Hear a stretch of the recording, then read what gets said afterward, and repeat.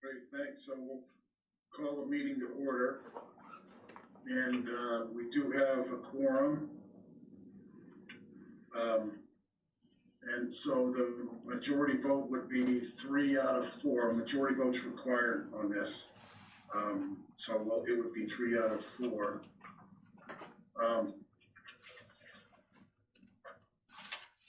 Does anyone have any conflicts of interest in this matter? Oh, okay, good.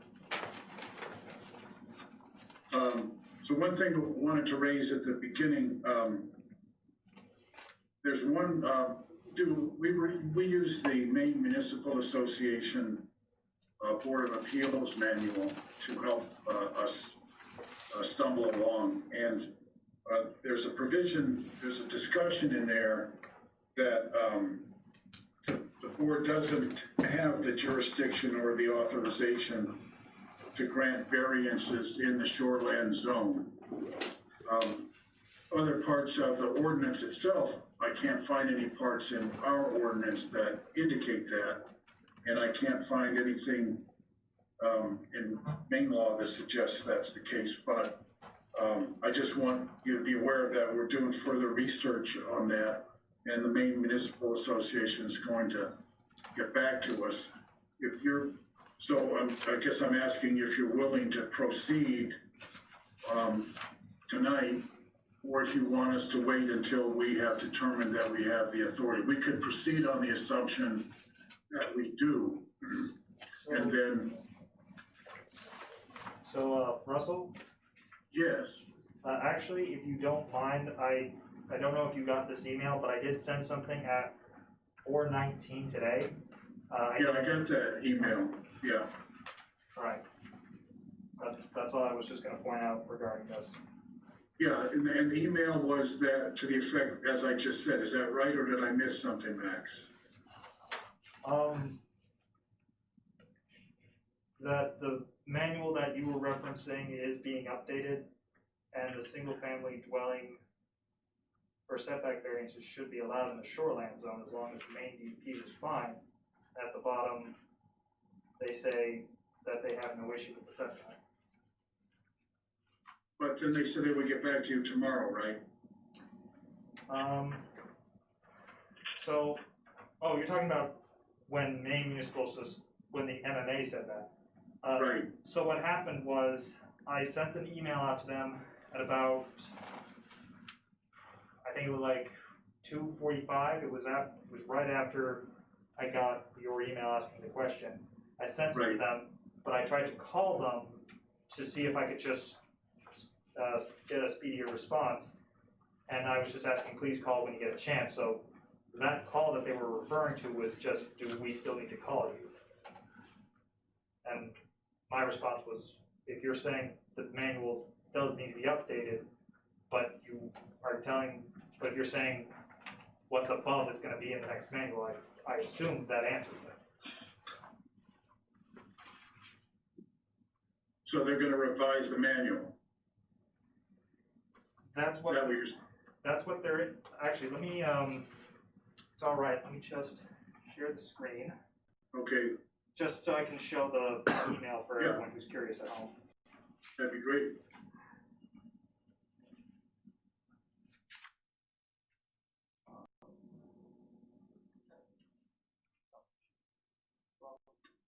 Sorry about this. You can proceed, and I'll just get the document ready. Okay. Still trying to piece things together. Is it you? Yeah, let's just go ahead. So what I'd like to do at this point is turn the floor over to the petitioner and listen to what he has to say. So why don't we do that? So Mr. Farley, if you could go ahead and speak, that would be terrific. Sure. Do you have the camera on me, or? Yeah, let me just. I don't know how you wanted to do that. Let me quickly. Hold on. You can stay right over there. Okay. Yeah. Yeah, there should be a mic right over there. So if you want to go ahead. Hi, I'm Alec Farley. Can you hear me okay? It might be better if he gets closer, Max. Can you hear me okay? To the mic? To the mic? I mean, Better if you can get closer. Yeah. Yeah, I can hear you, but it's muffled, so if you were closer, it'd be helpful. is that better? Can you hear me now? Okay, thank you. I'm Alec Farley, the petitioner. I've been coming to Waldoboro since prior to birth. And a couple of years ago, I sold my home and have been looking to build another home and found a nice water spot down on Broad Cove West. It is my dream spot to retire, and which I have done. I'm retired, and put a lot of work into the presentation that hopefully you've reviewed. The nature of the lot, which has a 100-foot setback on the shorefront and the side setbacks, with also the septic system within it, results in a buildable space that is extremely tight. My estimates had been 24 feet from the septic tank, which is within the shorefront setback. And the setback to my neighbor's property, Deborah Berry. It turned out to be 18 feet, which is pretty narrow for a house. So I'm requesting on the three sides a discretionary 20% reduction in the setbacks, so that takes it from 30 to 24 feet. Which if we can look at the diagrams, I could show you how it just fits into the lot very nicely. It is consistent with the community and the neighborhood in terms of its placement and design. It'll be a post and beam house, is my current plan. And one of the requirements that I'm seeking is to be able to have a bedroom on the first floor. Being a senior citizen and retiring there, I don't want to have to go up and down stairs. So this, in my mind, is a nominal adjustment that will make a huge difference to what I'm building, which is a very modest home. The footprint's 1,200 square feet. And that includes the terrace and the porch that's on the roadside. So that is my presentation. Are there any specific questions that you might? We'll do that. We'll go through a procedure where we will ask you questions, but I wanted first to hear from you and then to hear from any members of the public who may wish to comment, and then we'll go through our procedure. In wrapping up, I spoke with 3 of the board members. Nancy Shaw, who's the secretary. She wished me well. I sent her the material. Mr. Malik, I believe Chris Malik, is the treasurer. I sent him all the documentation. He wished me good luck. He is the treasurer of the board. And Fran Kinney also wished me luck, and whatever the outcome is from these meetings, she'll be fine with. So that's 3 out of the 5 board members I've heard from.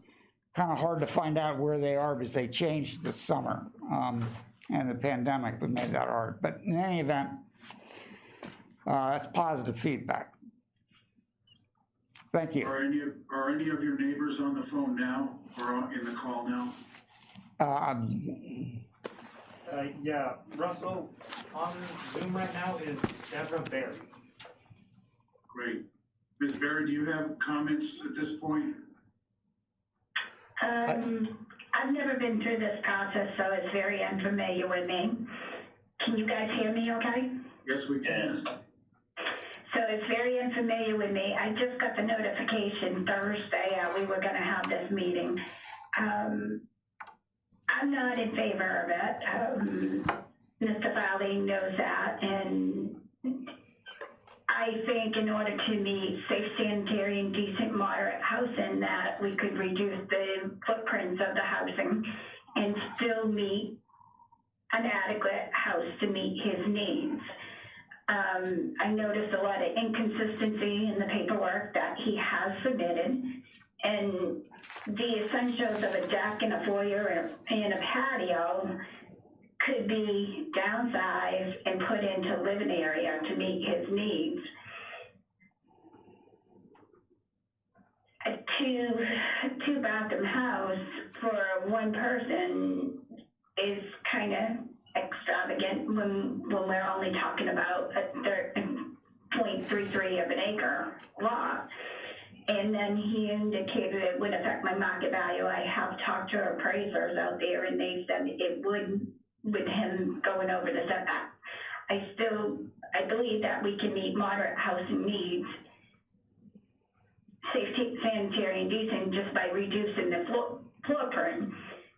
In addition, we got multiple variance waivers. We got a variance waiver for the septic, and now we're getting another one for the dwelling. And I don't think it's necessary in this case. He could comply with housing needs that do not require a variance. All right, thank you very much.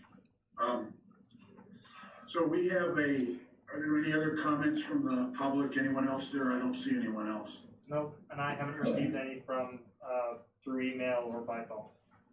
Okay. All right. Let me try this.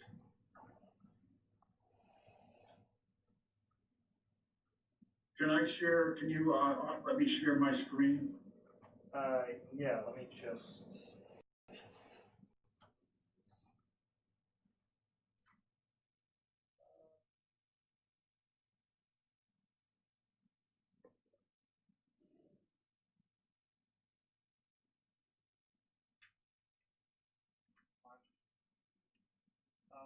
What were you going to share?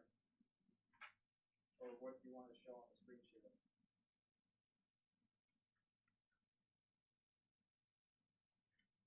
May I make some comments when it's appropriate? Yeah, 1 second. Yeah, that's appropriate. I'm sorry, Russell, After. I'm trying to get the screen share. Okay. Share all works.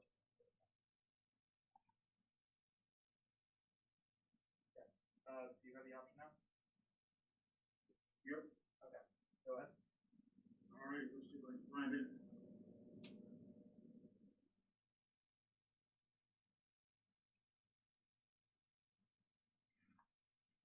So can you see me scrolling the document? Oh, no, it's a different one. Okay, I want that one. Okay. Okay. Oh, there we go. Okay. So, what we normally do is we have a kind of a form we go down and we try to fill it in as we proceed, because then it's sort of time saving for everybody. So this is the form of our notice of decision. Obviously, we haven't reached any yet, but I'm just trying to fill in the information. So I have 2 addresses for you, Mr. Farley. I have the Newtown Square, Pennsylvania address. Do you live there now? No. No. He doesn't. All right. Did you sell that property? It was a rental. I moved in May to Maine, and I'm renting a house in the Ice Pond in Waldoboro. Okay.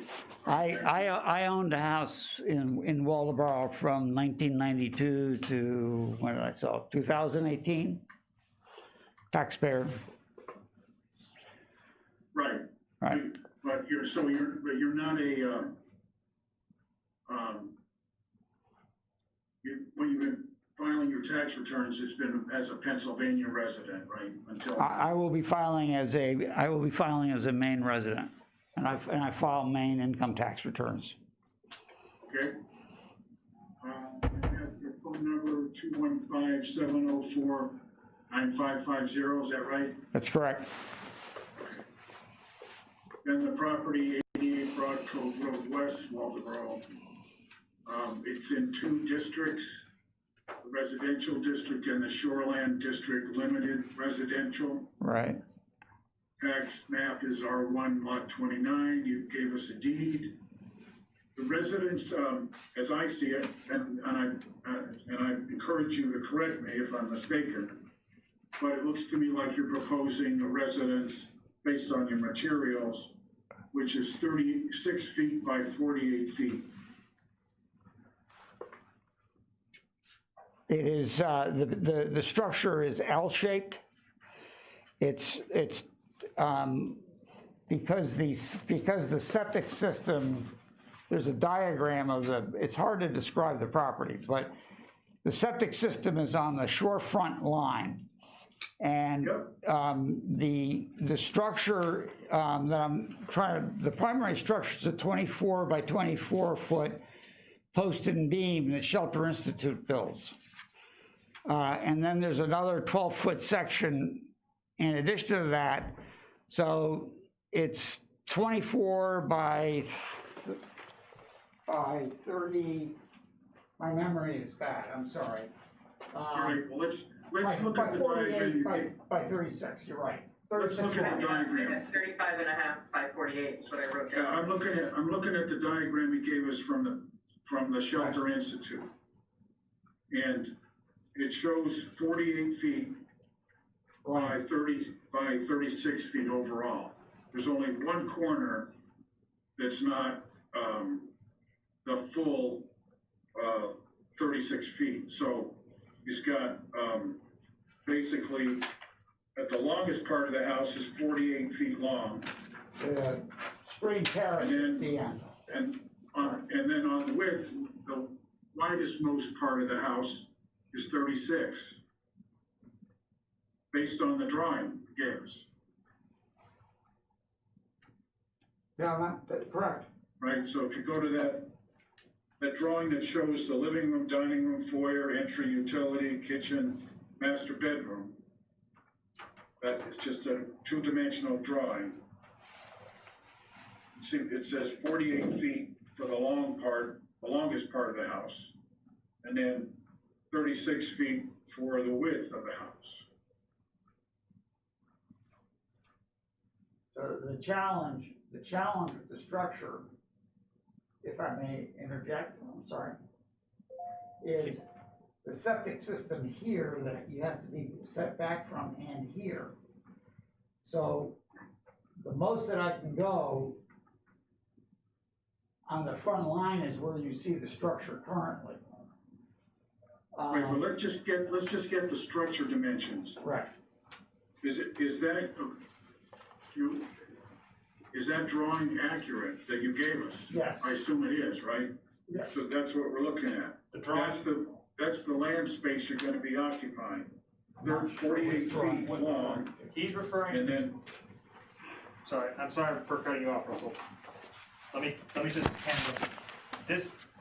It's the application that you submitted to me that Right. went out to everyone. Okay. Right. So it's the drawing. Right. This was the architectural drawing, correct? That's what we're talking about? Yeah, just refer him to which page you're talking about when you're talking about. Okay, so Okay. we're talking about the architectural drawing?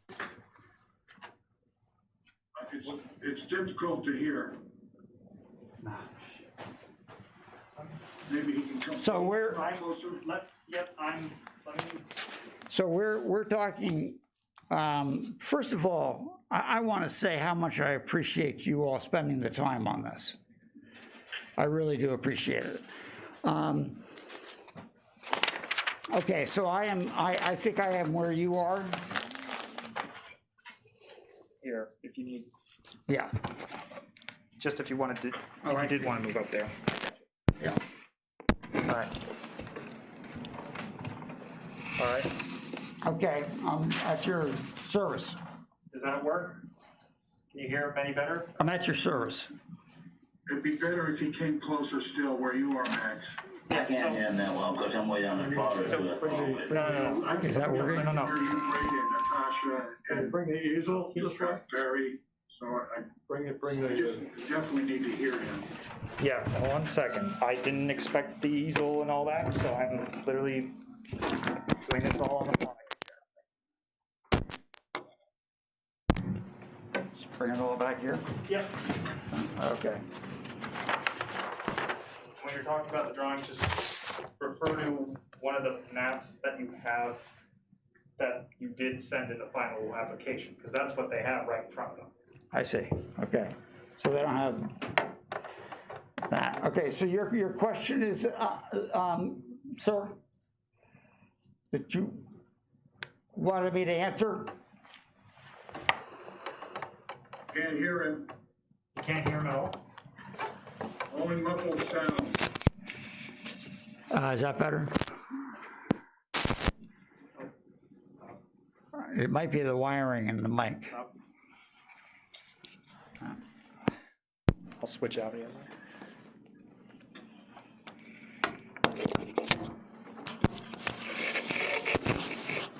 Is that, can you hear me now?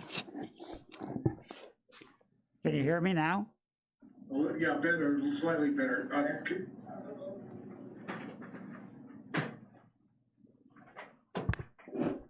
Just speak right into the mic. Yeah, I will. Okay, so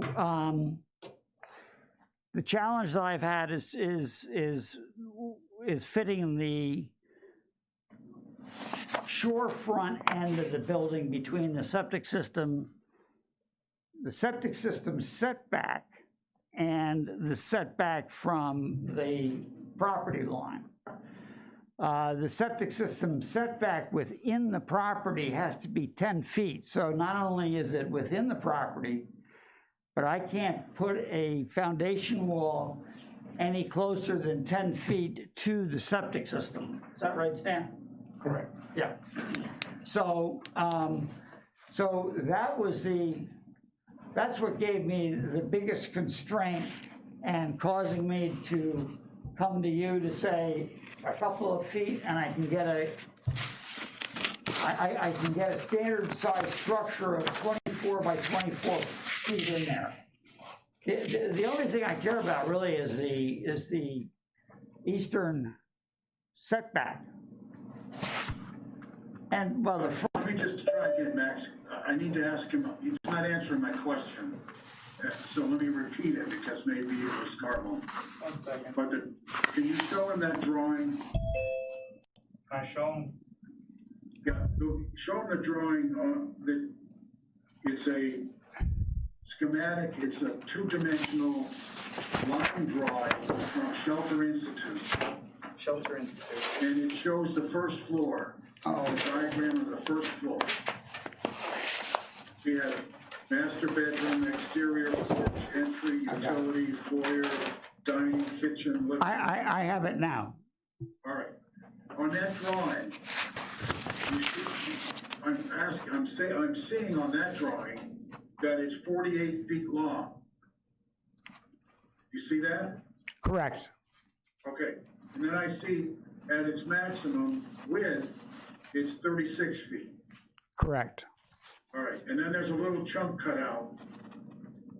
And so it's not fully 36 feet, but most of the house is 36 feet wide.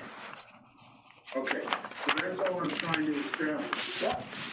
That's what we have. Now, let's go to the next point. I'm just trying to get the facts here first, okay? So then the next point is point 11, right here. You're looking for the current setback requirements in town for side setbacks are 30 feet, and the rear setback is 30 feet. But the front setback, the road setback in this town, anybody correct me if I'm wrong, is 75 feet. I'm just talking about what the ordinance now says.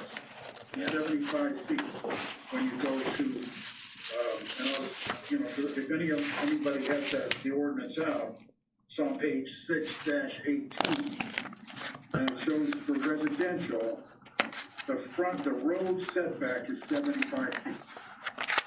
Again, I'm just trying to establish the facts, the groundwork that we're working with. Now, May I address that? so Stan, if I'm wrong, let me know, or Mr. Farley or anyone else. Yep, can you hear me? Okay. So speaking of Darryl, years ago, before I got here, when John Black was here, anything that wasn't a town road, they allowed it for 30 foot, the same as the side and the rear setbacks. That's why, when I went down, that's what I told him it was. So Max and I have had a discussion on that, and I'm not sure exactly where that lands. But for this, where it's a dead-end road and it's a private road, we was going with a 30-foot setback. Now, okay, let me follow up with you on that, Stan. In that subdivision plan that was approved by the board, I don't think the Board of Appeals did, it would have been the planning board. For that Hockomock, or what is Acres. yeah, it is Hockomock. Yeah, for the Hockomock Acres plan, we don't have a copy of that. No, that wasn't delivered as part of the materials. And that's, so we're missing that. And it may have had different setbacks in it that were authorized by the planning board. Do you have a copy of that? I can go grab the subdivision file from the back. It's, there's 20 a, feet sidelines. in his road file, under 88 Broad Street, I was Street looking at the West. subdivision plan and the street plan. Yeah, we do have a drawing that was done by a surveyor at the time, and it has 30 feet on it. I'm actually gonna go get that. All right, so we'll leave that as open here. I'm just Okay. gonna mark it Very good. and move on. That yellow. Then we'll come back to it. Okay, so those dimensional requirements are in Article 6, Section 6.8. Okay, so the land is currently undeveloped. The conditions and character of the neighborhood are that it's the Hockomock Acres plan needed development. The petitioner's dimensions of the land he owns are roughly, as I understand it, 100 feet by 200 feet when I look at those drawings. So, so that means the square footage for that lot is 20,000 square feet. I think you guys are using 0.33 of an acre, a third of an acre. But it looks to me like if it's 100 by 200, which is what's on the engineer drawings, then it's 200, it's 20,000 square feet. The minimum, so now the zoning dimension requirements, standard ones are 80,000 square feet, and the maximum lot coverage is 40%. If you multiply the 40% times the 20,000, then you get 8,000 square feet of how much buildable area you have. I put down side and rear setbacks at 30, road setback is 75, subject to what Stan's gonna tell us here or whatever else we can figure out.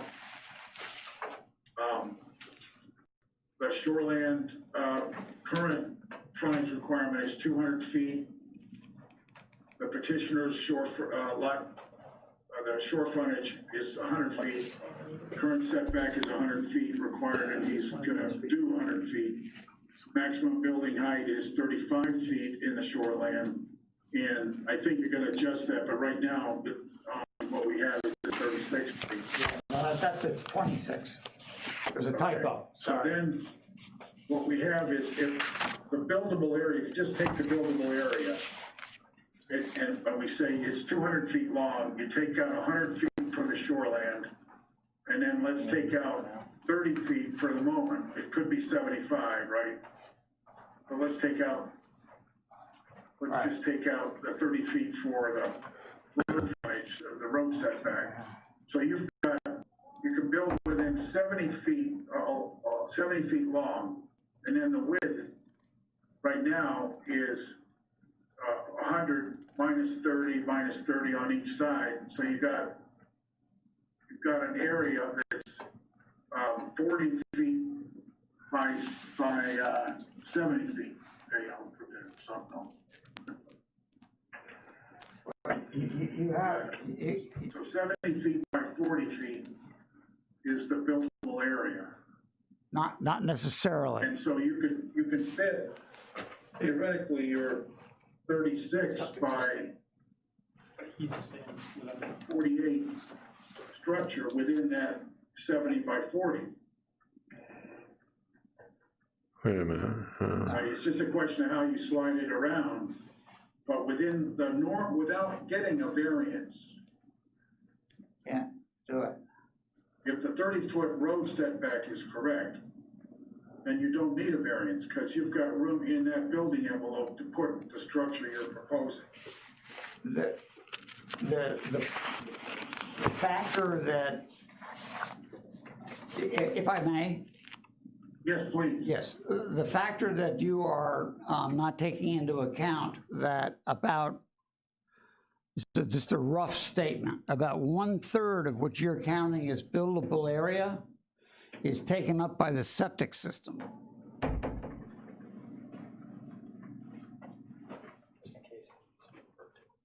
So let's get into the septic system requirements then. Is Stan in there? Yes. Okay. So we understand what you've drawn in your drawings. You've shown that the septic system is 10 feet away from your house. And that appears to be a requirement. But I don't know what the requirement is for the septic system placement with respect to, let's say in this case, the side lot line. It's Is there a setback requirement there? highly engineered. I didn't think there was. No, the fill extension can go up to the property line, but the actual bed has to be 10 feet from the property line. So there's the slope of the fill extension takes up some room there. I didn't hear that. So the fill extension takes up some of that 10 feet. Because it's sloped, I still can't because it's hear. built. No, we can't hear. Really? Can't hear. So the septic system, the slope of the septic takes up that 10 feet. The actual bed of the septic can't go closer than 10 feet to the property line.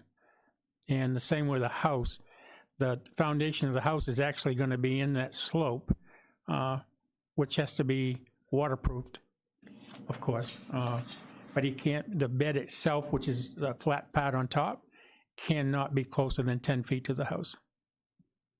And the septic system was put in place before these plans were drawn up. The previous owner got the septic design and sold the design with the house. So I think that's how that goes. It's really hard to hear. Stan, do you want to just come up over here, that way you're close to the mic? Sure. Hey, Russ, if I put him on Zoom on one of the computers, would it be any better? Yeah? Well, that's a good idea, Leroy, if they have any. Actually, yeah.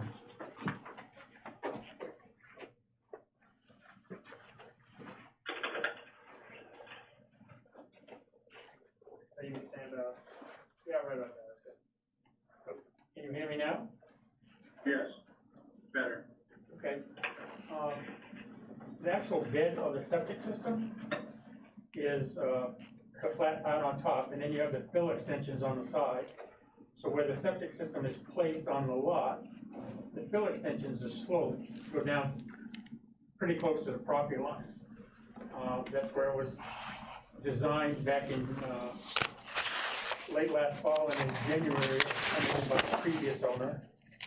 And then it was put in after Mr. Farley bought the lot. Yeah.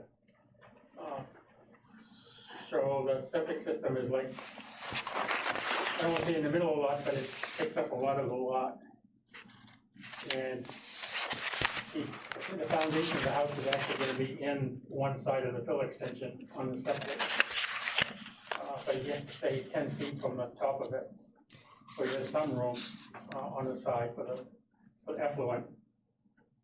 And that wall on the house will be a waterproof wall on the foundation. So, does that answer that question? Yes, thank you. And the variance for the septic is because of soil condition. So that's why it's built Okay. up so high, because it's wet soil and it's close to the water table. Yeah. Okay. But you could still move the house back if you had enough of a variance. You wouldn't need the side lot variances if you had the road setback adjusted. No, actually, the easiest thing to be doing is to get a setback from the water and put it in front of the septic. Do the septic in the ocean.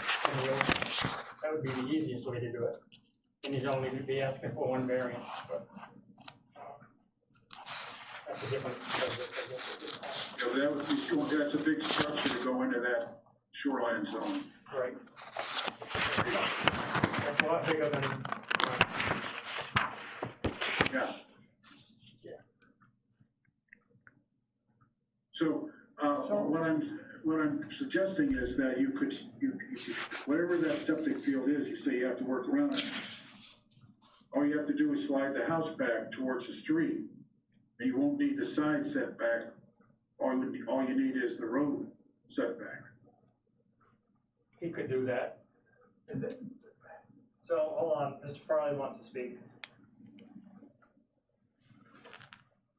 Because of the septic system, which comes to 30 feet, and then another 10 feet for the foundation, there is not enough room to build anything but an 18-foot wide structure. Now, when you get further back in the lot, past the septic field, then that opens up.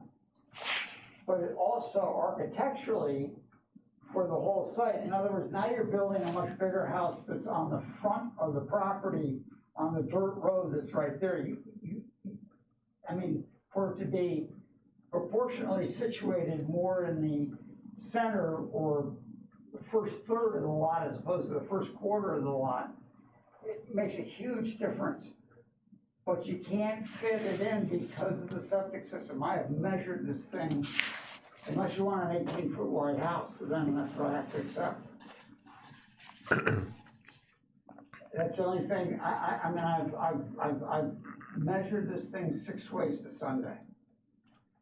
And with the septic system and the fill and the foundation that has to be set back from the septic system, plus you don't see the 2 1,000-gallon tanks that have to go in along behind the septic system, off of which you need to have 10-foot setbacks also.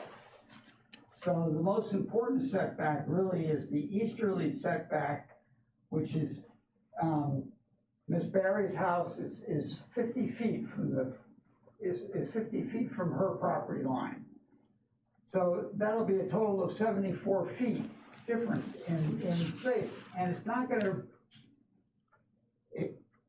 the lot was designed to be part of the community. Building a house on the lot that accommodates 6 more feet is not gonna detract from that value of anybody's house, particularly one that's 74 feet away. I mean, that's, so I believe, you know, that's the most important part of this, is that and the frontage.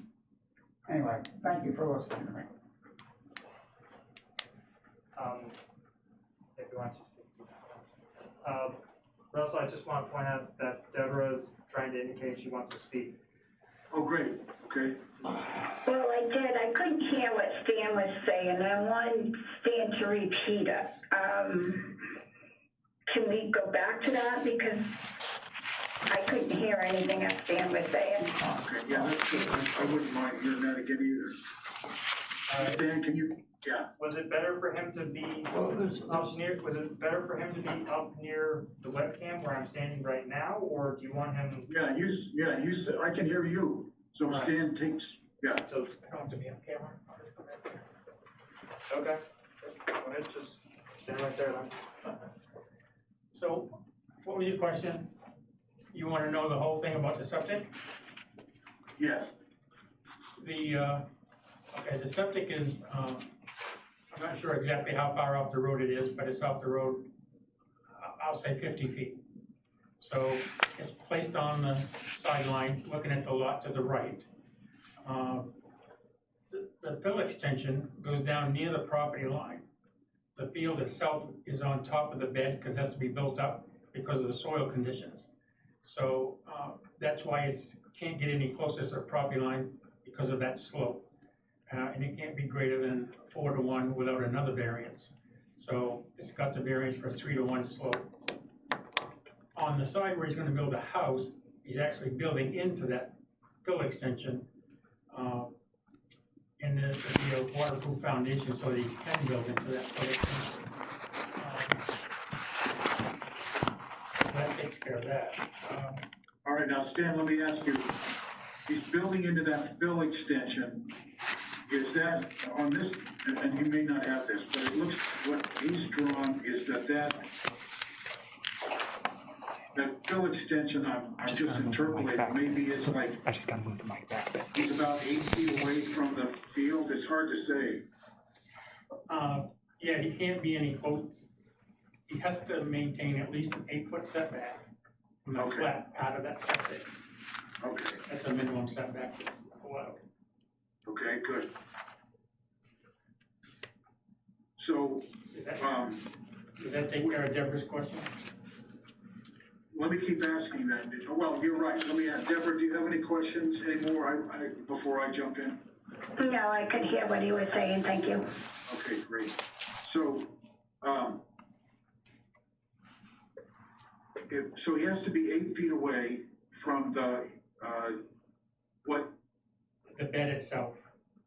okay, so there's a bed there now. All right, so he's gotta be 8 feet away from that. Okay, good. So that means he could slide, if he slides the house back 8 feet, Which he has. then he's away, and he doesn't even have to slide it back that, because it'll be on a diagonal. So I'm saying like 7 feet. If he moves that house back 7 feet, or let's even say 8. Here's the house. He's already moved it back into that fill extension. I don't Right, know. but if you move it towards the road 8 feet, Yep, then you shouldn't need any variances other than the road setback, which is what he already needs anyway. You gotta park the car. correct. You gotta park the car. For those who can't hear, Alec is saying, but he needs a place to park the car. Hopefully you guys could hear me say that. That's right, but what you're proposing, I mean, I'm looking at parking, I'm seeing parking, I'm seeing with a 30-foot setback even, there's room to park the car. Am I mistaken? 20 feet for a car. 25 feet for a parking space. If you pull straight in, but he's Pull talking, straight in. might have got Diagonal sideways. 20. Yes, Okay. correct, you're right. Okay, okay. And then even with the parking the way he's got it, where you pull in and then you kind of take a little right there, if you're driving the car, Yeah. that's still, you still have room to drive into that area.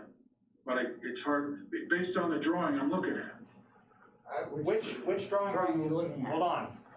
It's Russell, off, which, it says for Exhibit B, and at the bottom right, it says 4 of 4. all right, Alex, so exhibit B 4-4.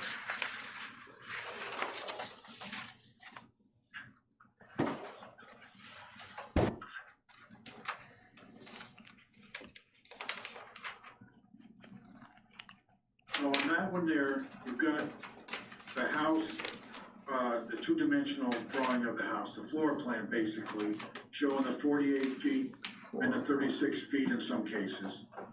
And then that shows, then you got some red and some orange, and then the parking, you got a drive and then parking. And it still looks like you've got room to move it, but it might be the way the drawing is prepared. Even if you go 30 feet. But you still need to get a bedroom. Talking to the mic. If you're talking to the mic. Talking on it. If you. It's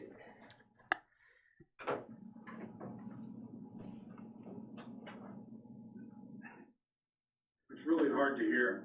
Well, I haven't said anything. I haven't said anything yet. I've been trying to think of what to say, what I want to say. All right, I can hear that. Yeah. I went over this thing on July 6th. I had the boundaries all taped out, front and back, and there was a basis upon which I signed the purchase and sale agreement, and that was with the 30-foot front to begin with, and then 25-foot sidelines, which is really the 24. But the Well, it's got to be I just don't.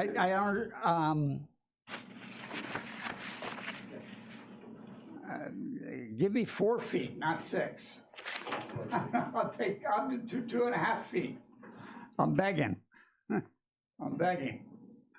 'Cause I understand. I mean, it's. You know what I don't understand is if the lot, wherever we slide that house, right, wherever you slide the house back and forth lengthwise, that lot is 100 feet wide. And It's you have actually 91 feet. It's 91 feet. side. No, it's 91 feet because you're measuring it on the diagonal. If you go directly across, this is where I got messed up the first time too. If you go directly across, it's not 100 feet because you're measuring an angle on the end of the rectangle. Okay, so what is it if you go directly across? 91. 91? Yeah. Yes. 30. 20, 24, 34.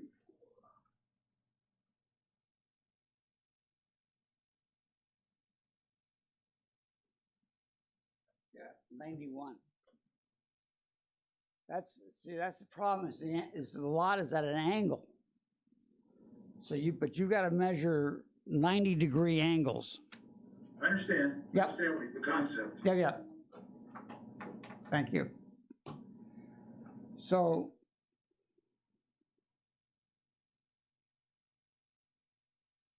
let's suppose it's 91. Sorry, Russell, if you don't mind me jumping in. I think I saw Deborah virtually raising her hand on Zoom. Deborah, were you going to ask another question? Well, I do now because you bring up the 91. If the 91 was on the subdivision plan, I think all the lots were 200 by 100, and now he's saying that he only has 91 feet. it's 91 feet. That's one of my issues. And secondly, he signed the purchase and sales agreement and then had the septic put in after the fact and had Stan down there with the intentions that a variance was going to be given. Why would you plan in advance for a variance? Why wouldn't you try to plan and design your house so a variance would not be necessary?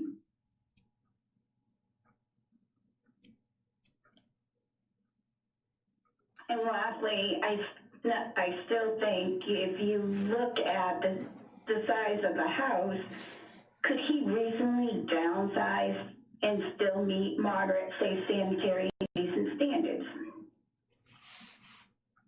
What was that? What was last? I guess that's my questions I have. Thank you. So Deborah bringing up that question, that raises a question for me, because that directly would involve action of the applicant, which is the third criteria of the 5-part test that we have to do, the undue hardship. So I was just wondering if that, I guess that's something that we're going to need to know, because that's an essential element to what we need to figure out tonight is, did the applicant take any actions that are requiring this, would necessitate a variance or would bring us down this path? We can jump to that now. I can address that. The septic system was installed based on the state variance that the seller, Scott Pearson, received, and it's exactly where it is supposed to be, and Stan can testify to that because he checked it before and after it was installed. It was in accordance to the, I mean, there's nothing that was, that plan's been in existence for 3 or 4 years, recently approved. Right, but the point that Natasha is making is that you knew all of this when you bought the property. No, that's not correct.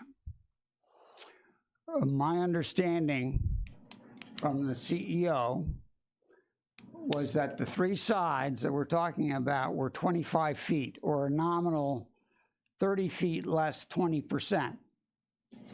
That was July 6th. I have pictures of how of the blue tape that I had out there. Stan was there, and based on what he told you, he told me 30 feet on the front, and on the sides you do 25 feet. And with that's where the variance, but that's where the difference came in. So it was on July 18th that I signed a purchase and sale agreement. With the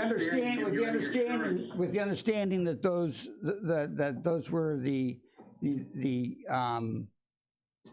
general dimensions,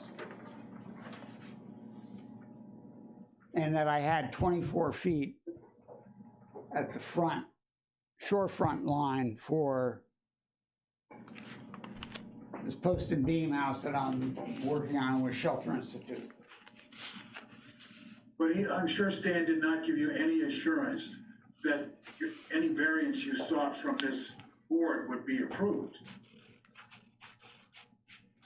Stan, do you mind quickly just giving a quick summary of what you, I know I'm gonna have to walk over here. It's all right. But I think, Russell, essentially what you were gonna ask is if Stan could get his side of what happened, correct?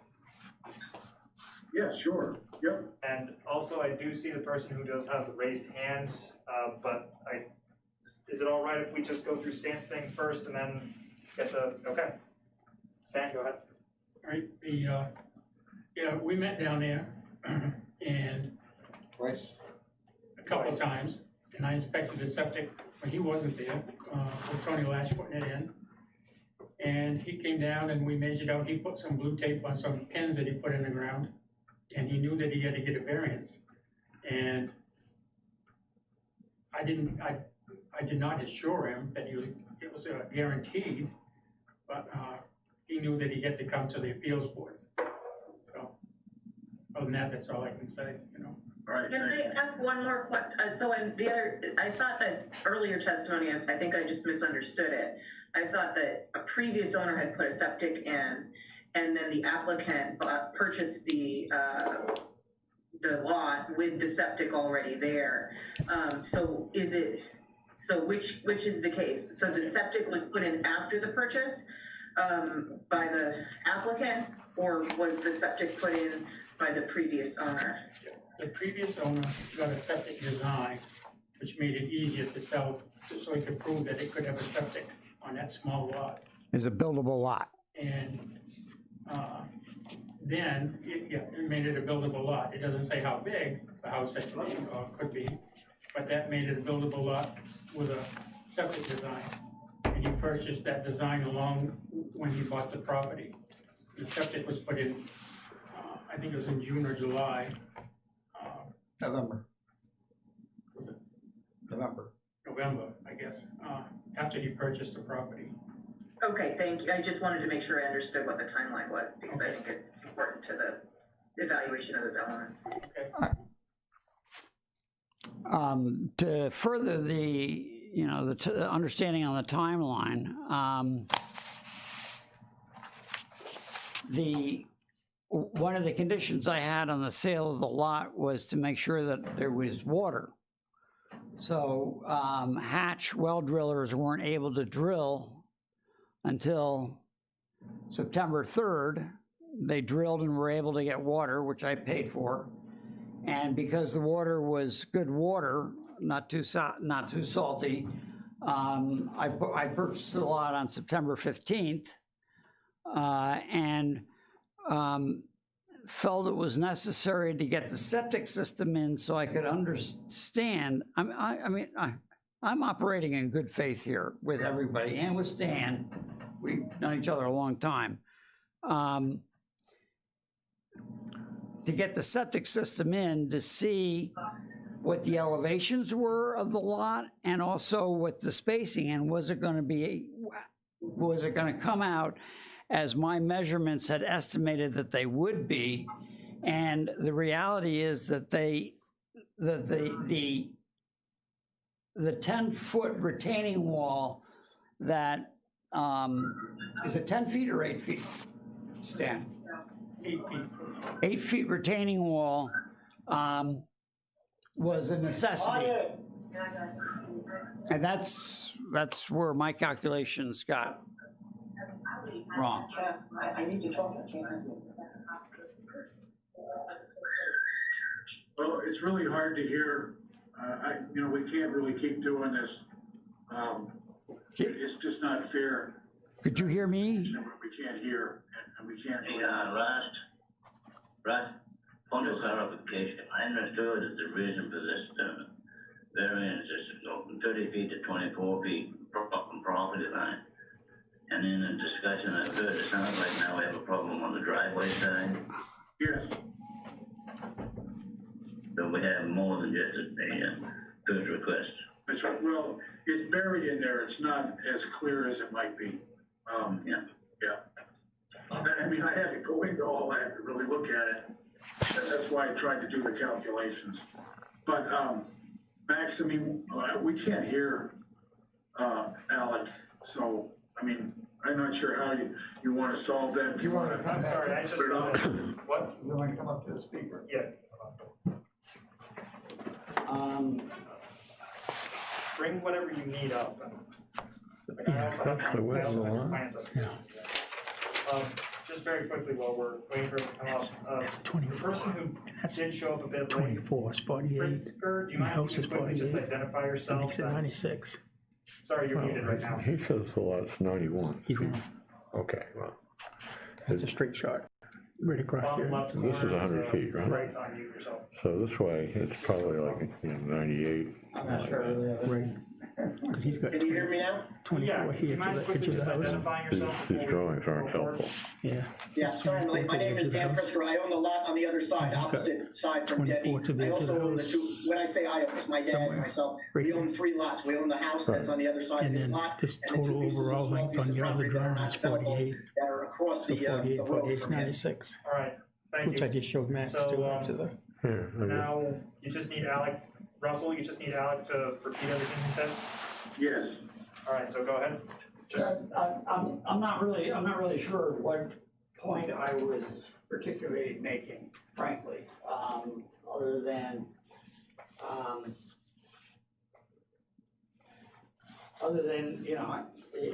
I've followed procedures as best as I've known, and on advice as best as I could have, and so I'm just seeking the side variance yeah, and that this drawing is not. frontage, which I can build a tiny house. It's just more expensive to do that. So, but anyway, I thank you for taking the time. Well, okay, so we're just trying to establish the facts here. Yeah, okay. Before we do that, Mr. Pritzker, would you like to say anything at this point?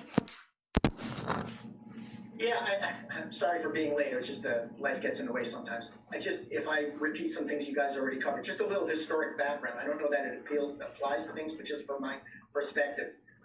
My dad bought his piece of property, the house, from Dick Ocean, who's the one who developed the entire area.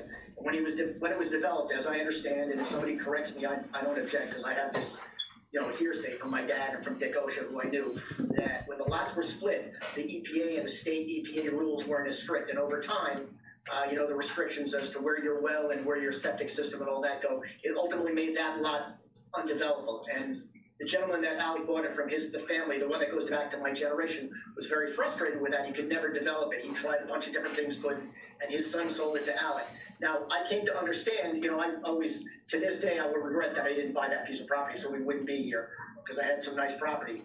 I didn't realize this was being developed till, I came up. I'm a summer person, and saw it being cut down and it got sold. And when I talked to Alec, I don't know if it was Alec or when I went to the town, so forgive me if I'm a little bit off, explained to me that, I said, how can you put a septic system in there? Because it's literally right on top of my property. And it was explained to me that the state had changed the rules. There was not changed the rules, there was new technology. I accepted it, wasn't happy about it, but people have a right to develop the property. Now through this meeting, I find that there was a state variance, which I was totally unaware of, isn't affected by you. That's my own fault or the state's fault. So there's a variance on the septic system, and now a whole nother bunch of variances. This lot was undevelopable for all these reasons, for all these years, because of where the shoreline is, where the wells are, where the septic. And now and like I said, I don't want to be a bad neighbor. I feel bad if you bought a pig in the poke, but I don't see how this works where you need a variance for a septic system and a variance for the road and a variance for the size. If it fits into the piece of property the way it was developed, so be it. That's the way it is free country. But at what point do you stop those things? That's kind of all I have to say. Thank you.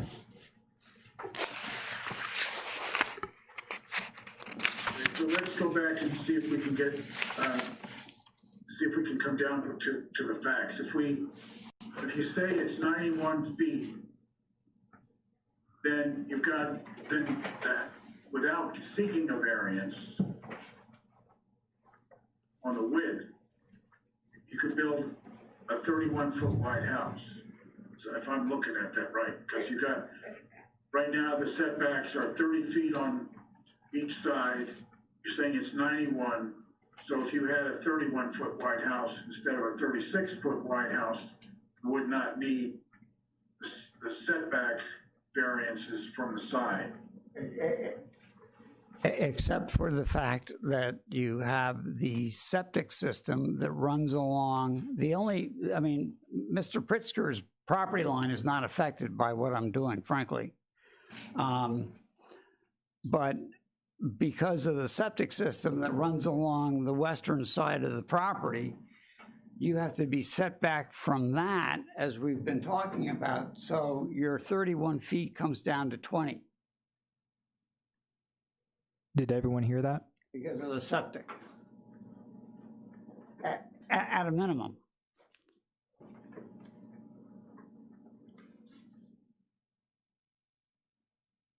Did everyone hear that? Yeah, is Stan there? Yep, Stan's still here. He's in the corner over there. So Stan, can he come up to that mic so we can hear him? Yeah, Stan, I'm gonna leave a chair over there for you. It's all right. Stand up there.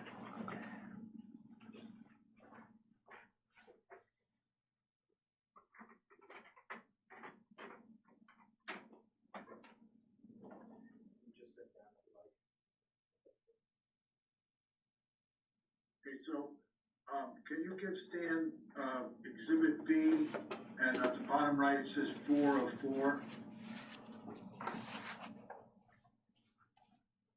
Just make sure I got the right one. I think that's what it say. Yep. Say 4 of 4 at the bottom. Yep. And Right. and on the top, it's yellow, Exhibit B, setback buildings. Correct? Right. Yep. Okay, good. Okay. Okay, so let me try to get this question out right, correctly, Stan. So there's a septic field which was inspected on November 20th, right? Correct. And that field is 20 wide and 23 long? The field itself, yes, Okay. and it has some And then- field extension to it, Yes. the slope. Now, so that's already in place. How far off the septic field itself, how far off the property line is that? Let's see.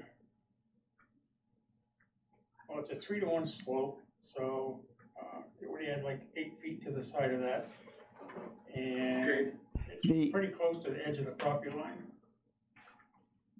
So as you see the drawing, does the drawing, it looks to me like the septic field should be shown closer to the lot line, the side lot line. Yeah, if you can hold on just a second, I have the design right at the table, I can get it for you Okay. and give you the exact numbers. But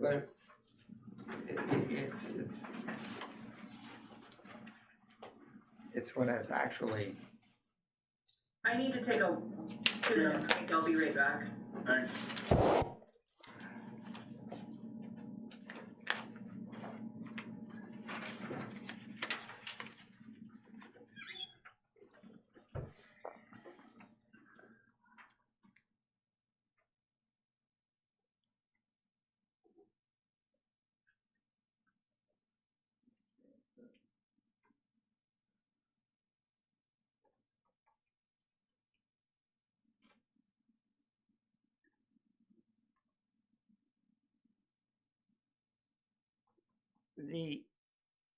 the inside line of the septic field coincidentally lands on the 30-foot setback from the Pritzker property. And then it's from there, the 10-foot fill extension.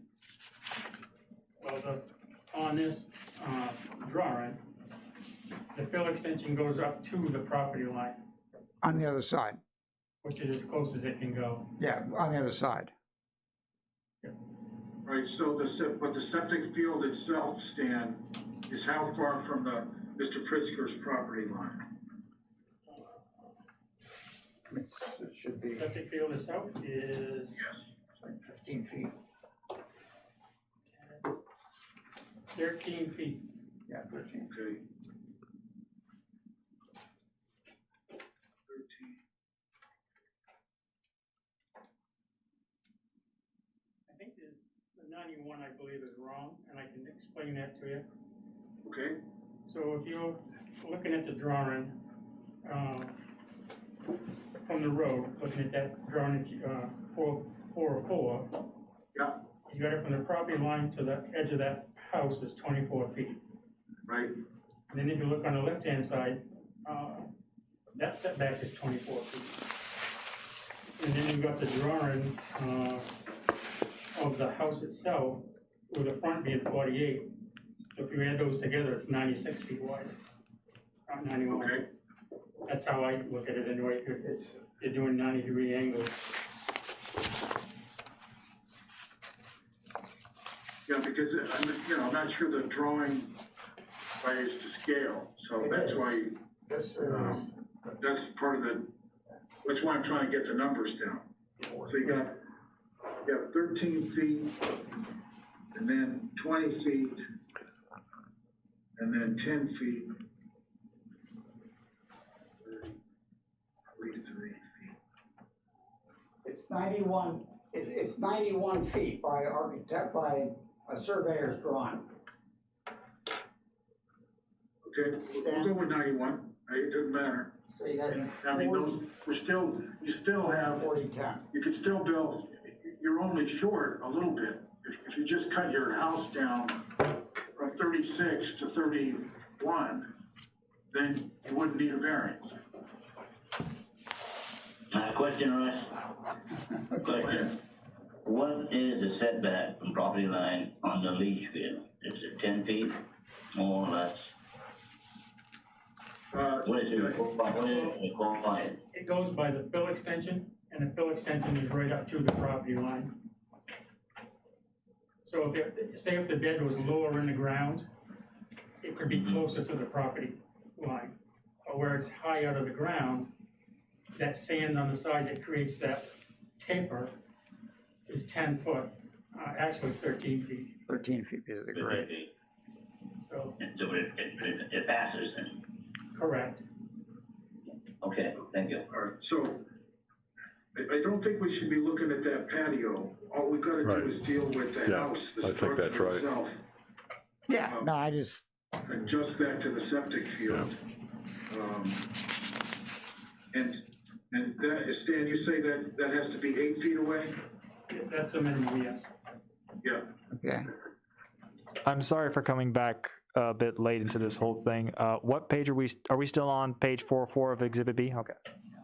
Yes. Page 404.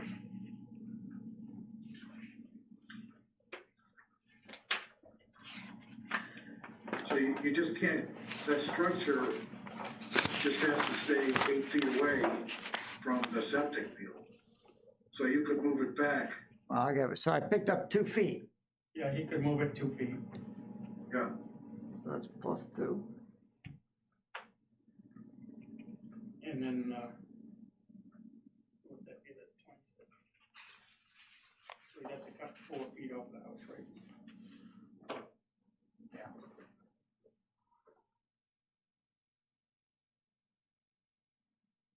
It's a 20-foot wide house. Without a variance, it'd be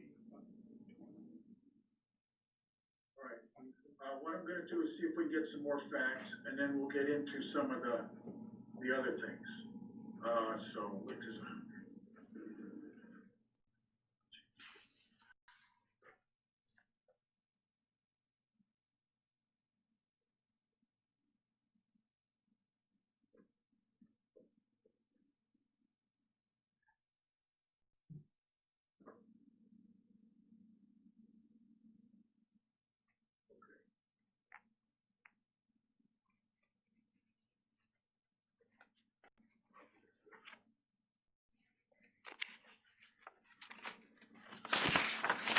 okay, so you're looking for a setback variance, under 4353 4B, and, also under the ordinance, which I already referred to above. I'm gonna slide down to that one. This form covers all the variances, so we've gotta get down to the, what we're talking about here.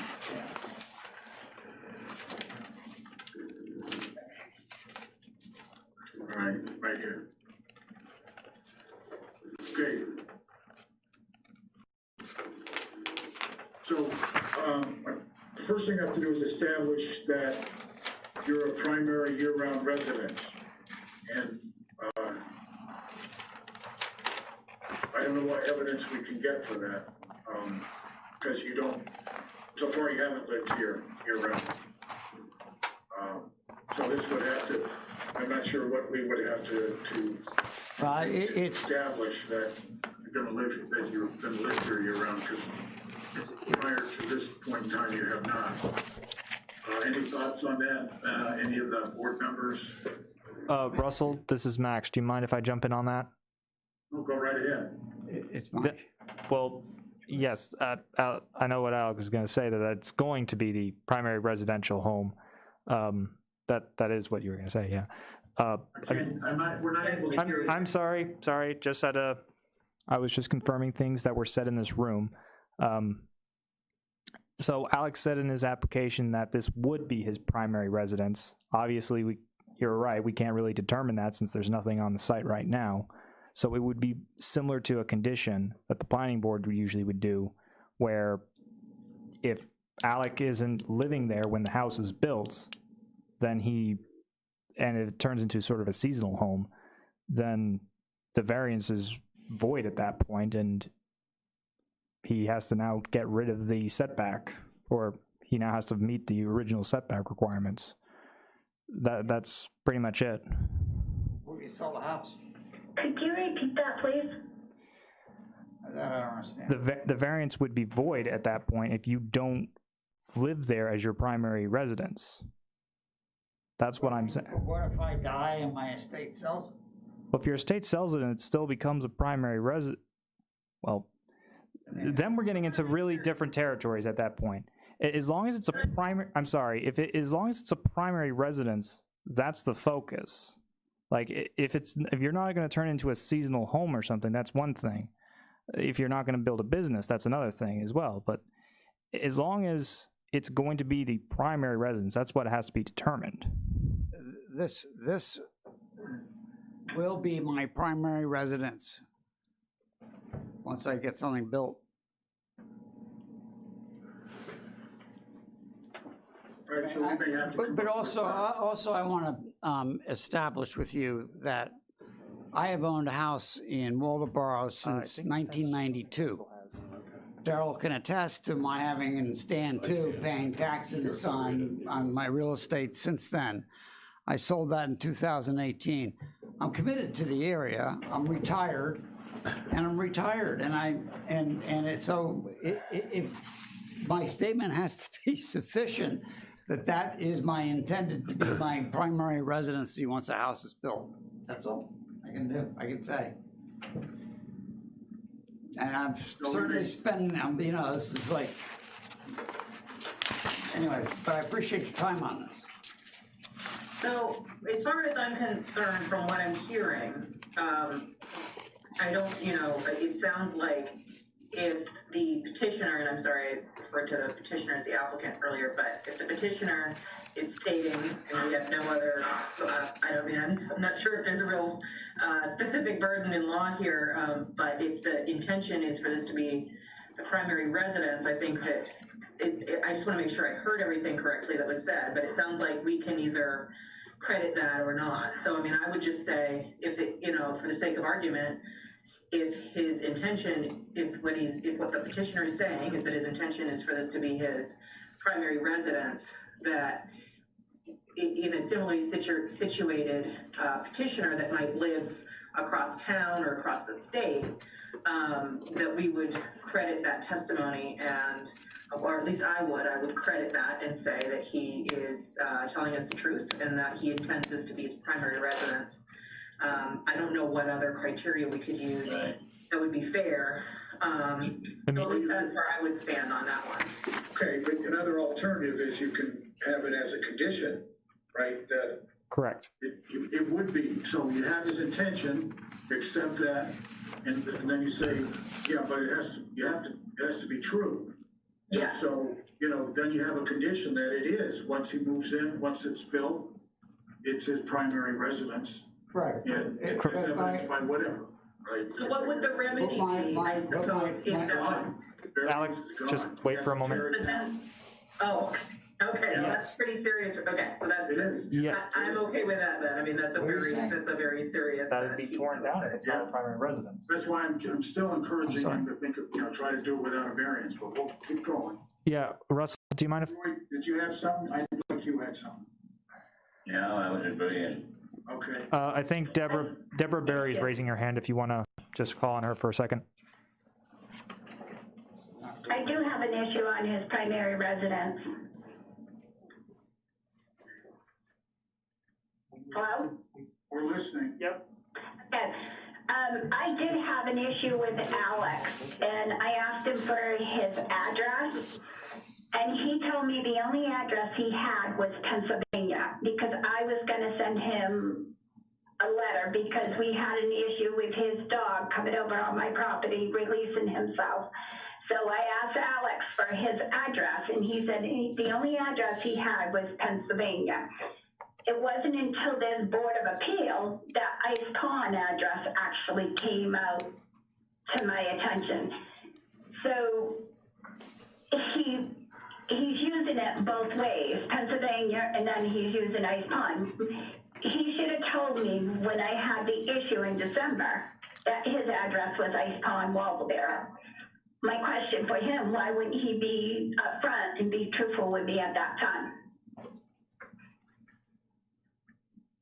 My answer to you was 88 Broad Cove West. I am currently renting a house over on 199 Ice Pond Road. I'm living there full time. And I've been up in Maine since May last year. One trip to But Pennsylvania. Alex, that hasn't been what you've been telling me all along. Debbie, I told you 88 Broad Cove And now West. it comes up in the Board of Appeals, and now you're saying something totally different. And this kind of creates an issue for me. That's not, you're incorrect on your recollection, Deborah. No, I don't think you wanted to receive the letter that was going to be sent to you. That's why you didn't want to give me the proper address. If Russell, if you don't mind me, just because I think it's going to go back and forth on this item. I'm sorry, Deborah, but I think it's going to just be you saying he has the Pennsylvania address and Alex saying that he doesn't have it. I know what you're saying. I know what you're saying, and I'm not disagreeing on that. I just want to start getting back to the application and him having to verify what primary address is. Because one thing I do want to bring up is it isn't unusual that it is. I'm trying to think if it was in the deed or not, because there was a variance we actually saw very recently, I think this past summer, where there was an individual who wanted to come in for a separate variance, but when we looked at the deed, it actually stated that the building that he wanted the variance on had to come down once it was resold. Do you remember this, Stan? I'd have to pull. You will remember later, but the point is, it's not uncommon to have a condition or place it somewhere that if the reason that it's being given, in this case, that it is a primary single family home, if Alec builds it and he turns it into a seasonal home, it's not his primary residence, then he's responsible for tearing it down at that point. If he passes away and his estate then gets it, the estate would see that same notice on there that it has to be a primary residence or else it has to be torn down. So it's not uncommon that that's the condition that's set. Right, we could give, But you can't, I mean, for somebody to build a home, things change in life. I can go in the back right now and find that example that I was talking Well, about. whether or not it's a correct we'll example. think of it more, I mean, for example, we Well, I could mean, give to shackle neighbors somebody the right that, to notify the board that he's not living there year round and all those kinds of things, and so I think we'll find a way that. life it's gonna be circumstances that's change. fine, but the neighbors are gonna be there verifying it, letting us know if he's not. And Alec, just so you're aware, this item, this language, isn't just local stuff. This is the state statute at this point. So this isn't even our own words. This is what the state legislature made. I just want to point that out for the record. Good, yeah, I know that. I mean, I've read both the statute and the ordinance. I'm just stating it for people who haven't Right. been familiar in this process. Thank you. Yep, that's good. Yep. Okay, next one is, it doesn't exceed 20% of the setback requirements, and we're not sure about that yet, because we have to figure out that 75-foot. I mean, if it's a 75-foot road setback, and asking for that, what he wants is gonna be more than 20%. So that's still an open question.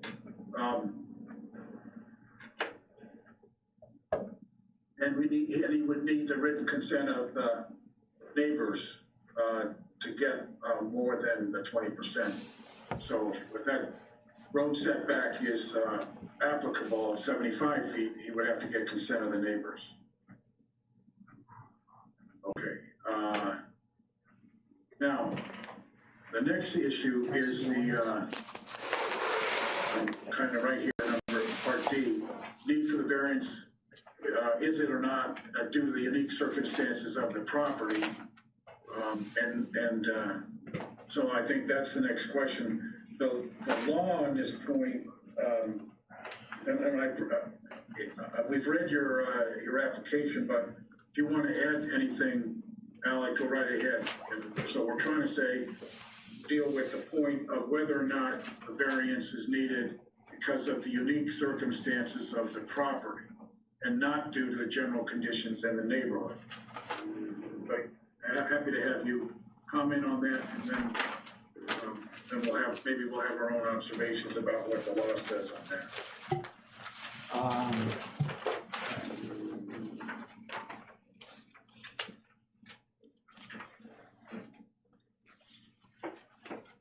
I didn't hear. The question that I'm on is the actions taken by the applicant? No, which one are we on? This is unique circumstances, correct, Russell? Right. It's simply the size of the lot and the requirements of the septic system that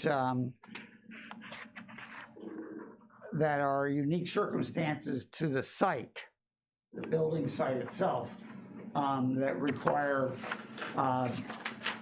that is prompting me to ask for the setback.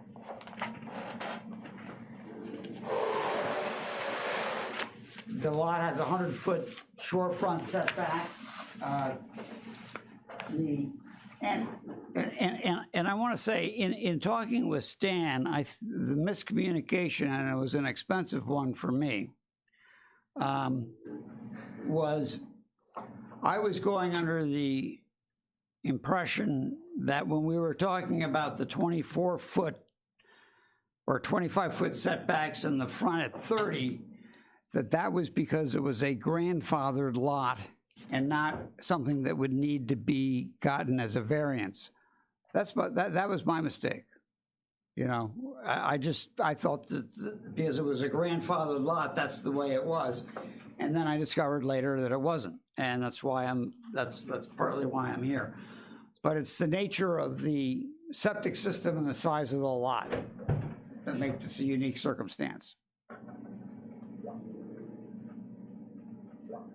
I think I hear someone right there. Yeah, but these lots are, so basically, if all the other lots are more or less non-conforming as they are now, some are smaller, some are larger. Correct. Then it's hard to show that it's, you know, it's hard to meet the uniqueness test. Because that's what unique means. It means your piece of property, not the septic system, none of that. Your piece of property somehow different from the others, and therefore you need a variance. And yes, I'm not hearing anything that says that other than that the septic system. So I'm just trying to give you an opportunity to, if I'm mistaken, let me know. Well, yes, because the lot is so far out on the point, being the second to the last lot. Mr. Pritzker, who's on the phone, his house is at the very end. So as you go out to the point, the land itself just narrows. And, you know, 75 feet all of a sudden goes onto the other side of the shorefront setback at 100 feet. That's a pretty unique circumstance to have a buildable lot where the front setback overlaps the shorefront setback on the other side. That's not a buildable lot. So my request for a variance is because of that unique nature of this lot. That's pretty good.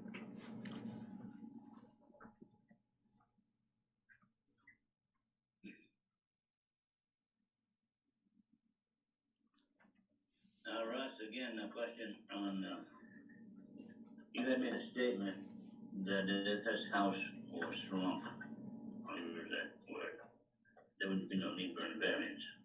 So it's up to the applicant, if they want, and I'm not telling them to or whatever, if they wanted to bring it down to a smaller size, they wouldn't even need a variance, correct? That's right. Right.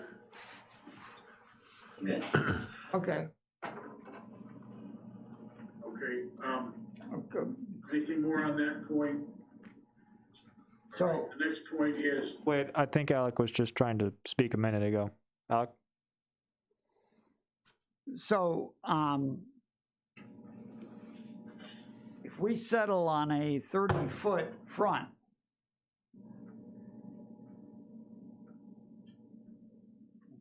without changing the side variances. That's where you were going. That's what you would like to see. You're indicating that that would be a reasonable, you're posing that that's a reasonable outcome for this case. No, I'm not. Okay. I'm just asking, I'm trying to establish the facts right now. Gotcha. Okay. I couldn't hear, was that the petitioner speaking? I couldn't hear what he said, so I don't know if it's pertinent, if I should hear that. I assume it was. I didn't hear it either. Could the petitioner repeat that previous statement? I didn't hear it. I made a statement that was not related to a factual matter, and we're working on factual matters, so I withdrew the statement. All right, that's fine. Okay. Yeah. Next category is the granting of the variance, whether or not the granting of the variance will alter the essential character of the locality.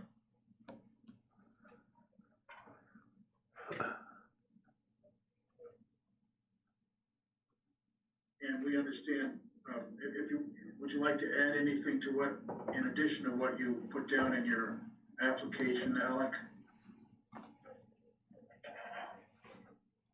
No. Okay. Ms. Barry, do you have any observation on that? I didn't understand the question, I'm sorry. Okay. The question is, to grant the variance, we have to determine that doing so will not alter the essential character of the locality, of the neighborhood. Well, so do you think it will alter? And if so, why? If you think it won't alter, that's fine too, either way. I just want to know if you don't have anything to say, it's okay too.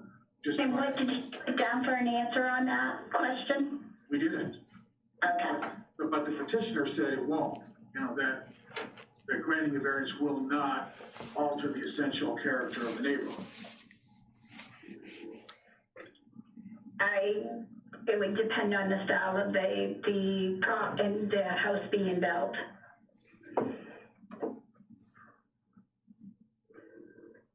And have you seen the drawings and so forth on file with the town?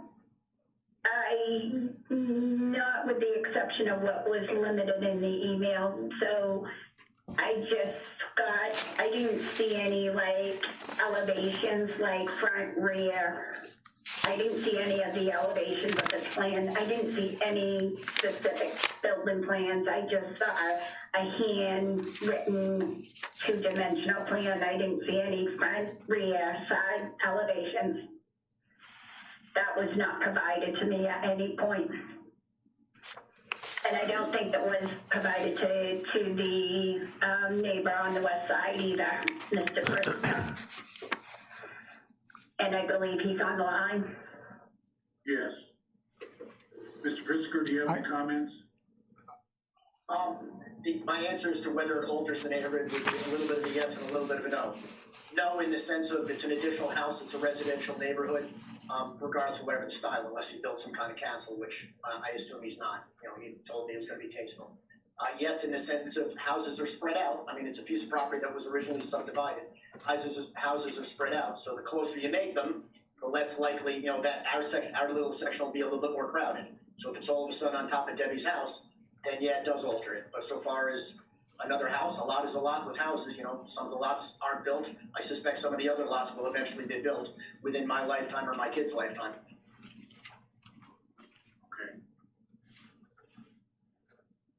Okay. Let's move on to the next one then. The hardship. Whether or not, the question is whether or not the hardship is a result of action taken by the applicant or a prior owner. This was something that Natasha raised earlier, which is that the petitioner here knew already or is constructively, or is deemed to have known, but from what he put down in the papers, it seems to me he very well knew, that there were dimensional restrictions on this, and that there was a 30-foot setback, and maybe, I don't know about the 75 if you knew that or not, but because that doesn't appear to be the case here, but certainly the 30-foot setback requirements he knew about. He knew about the septic system, put that in November, I guess.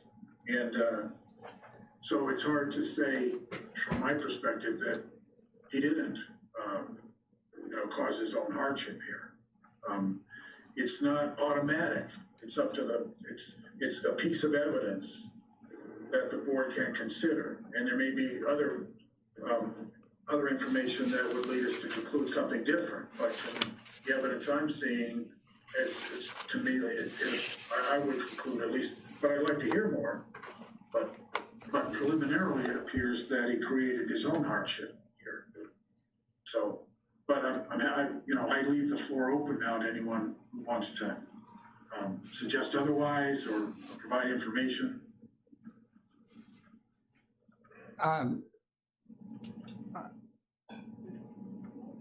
sorry. I would agree, he caused his own hardship. He looked at that property in June. He was very well aware that it wasn't supposed to be a buildable lot. He went in and put that septic system in November. He signed the purchase and sales agreement like in August or July. When he made me the offer on my property and I refused it, he knew that he could not build on that. He wasn't supposed to build on that lot, and he went forward and put that well right on top. Pretty much, the wells are about 10 feet apart. I don't think there's any restrictions for the well. I do know I'm having some water issues right now, and that will have to be addressed later because I did have a water test right prior to him putting it in by Bowie Brothers well drilling, and they have confirmed some stuff with me. And then he went further and put the septic system in, knowing, and in his designs, he knew where the setback requirements were, and he put the blue tape in the paperwork that you indicated. So he knew quite well he was going to ask for a variance to go forward. And then we get multiple layerings of variance. He's created this. He fully had knowledge. Anyone else? You can speak. Yeah, I would like to speak to that, and very strongly so.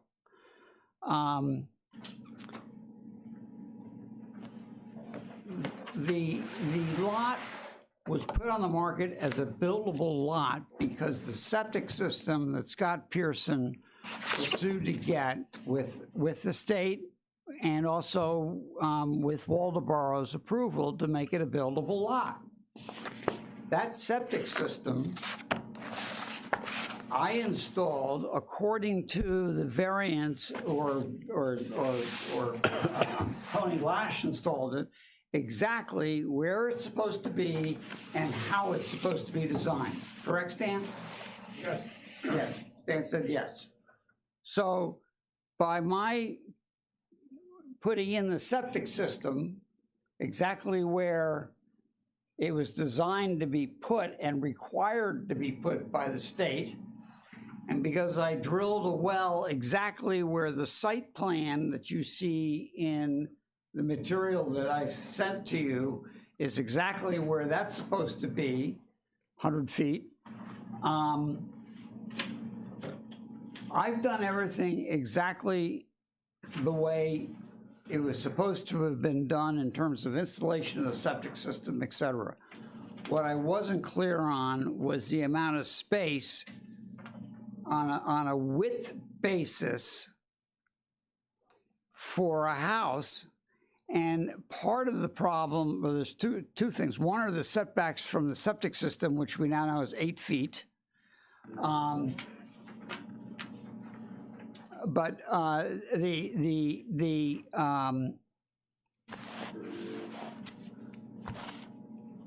so 38 feet, you're down to 18 to 20 feet on a building width.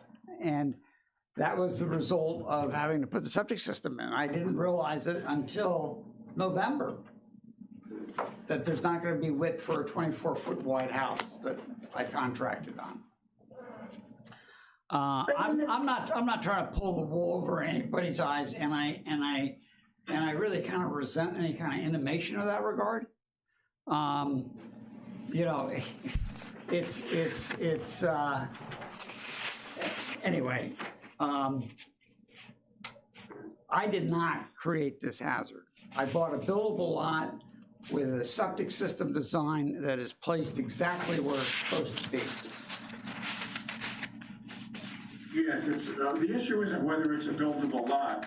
That's not the issue before us. Okay. The issue before us is your request for a variance. And as I indicated in the beginning, you can build on the lot without a variance. Yep. It's a 75-foot issue that we haven't resolved yet. It's still a buildable lot. It's just not 5 feet short, less buildable width-wise than what you're proposing, based on their 91-foot statement. Well, I frankly, I think in the calculating errors were, on my part, the same as you did, using the 100-foot frontage. And it's 100 feet because it's a diagonal line. And when you go square, I realized it's not 100 feet, it's 91 feet. That's where that error was determined.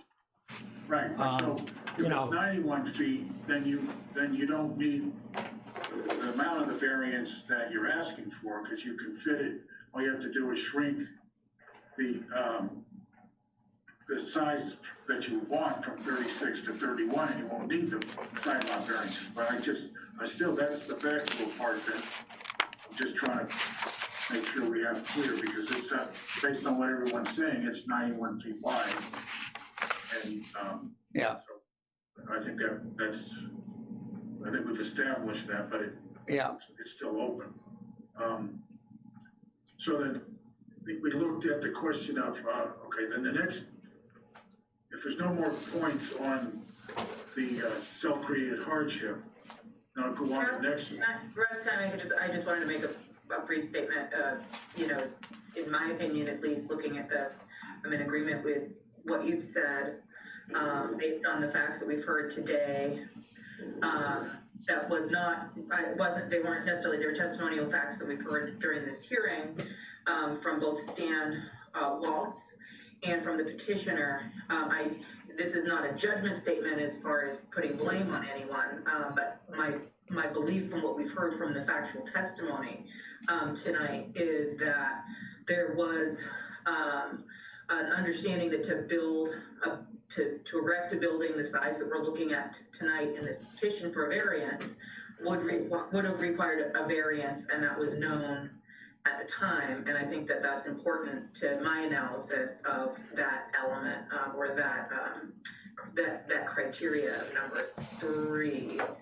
So I just wanted to say that while we were still on that point. Great. Thank you. It wasn't known when I purchased the property. The septic system wasn't in.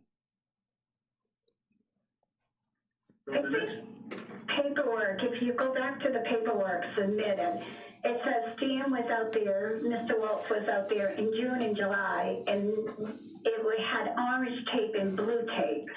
So there was an indication that he knew if he taped out the lot, that there was knowledge of where the setback, where the lines, property lines were, and where the setback requirements were. And that's in the paperwork that was submitted. So this was in July that the property was taped out. The septic wasn't put in until November. So he had good indication of where my property lines are. The septic is on the west side, not the east side. The issue, nothing that you've said is incorrect. The issue is the overall width of the lot.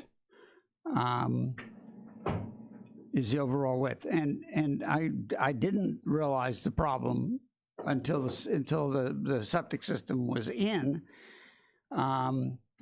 because the numbers all worked beforehand.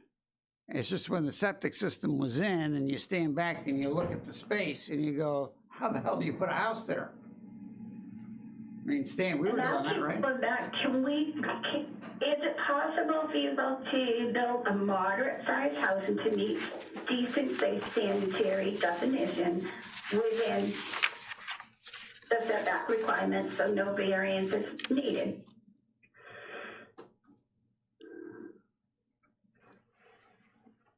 Who is the question directed to? And I think that that directly involves the fifth element or the fifth criteria that we're looking at, so I think that we should address that. All right, we'll jump to that one. Okay. There's one more before that, we can cover that later. We'll do this one next. The granting of the variance, is it based upon a demonstrated need, or is it based on convenience? And the next question following that is there another feasible alternative that's available? So, did you want to comment on that, Alex? Yes, if you move the shorefront setback closer to the shore, but I think that might be a harder proposition.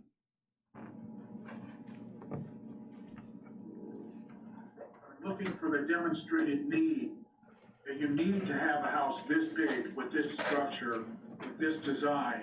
The two floors or 1.5 floors. This is not a big. In the design you presented, but you need that, and it's not just based on convenience to you.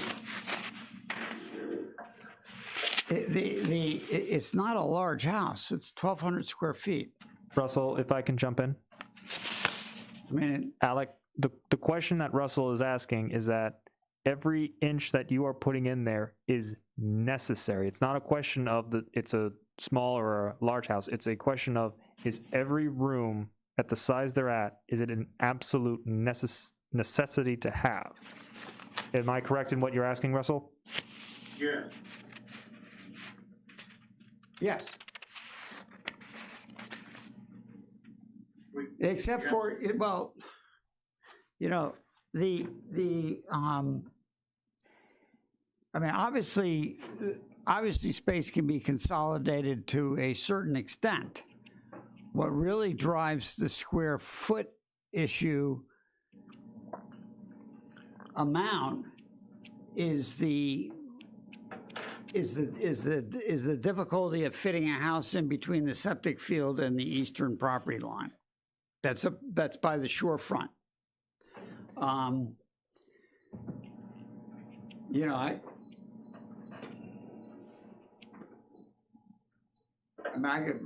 could. It's not so much the amount of square feet as it is the configuration of the lot. A narrow lot with a septic system that runs along half of the other side that you need to be set back from, at least 8 feet. So that's my answer, I think. You know, when you're talking about a living room, kitchen, and a bathroom and bedroom on the first floor, it's just that, I mean, it's nominal. It's basic stuff. I don't have any dens or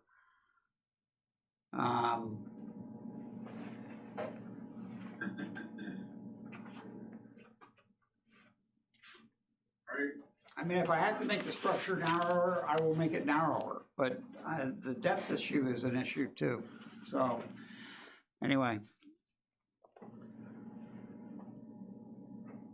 So maybe that, I mean, the next part of that question is there another feasible alternative available?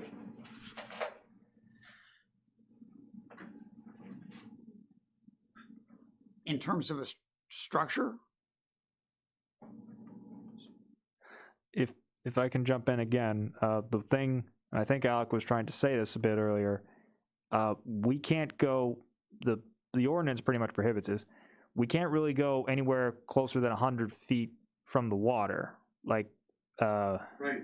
So that's probably more of a discussion when we're talking about road setback, but we're focusing on the width one at this point.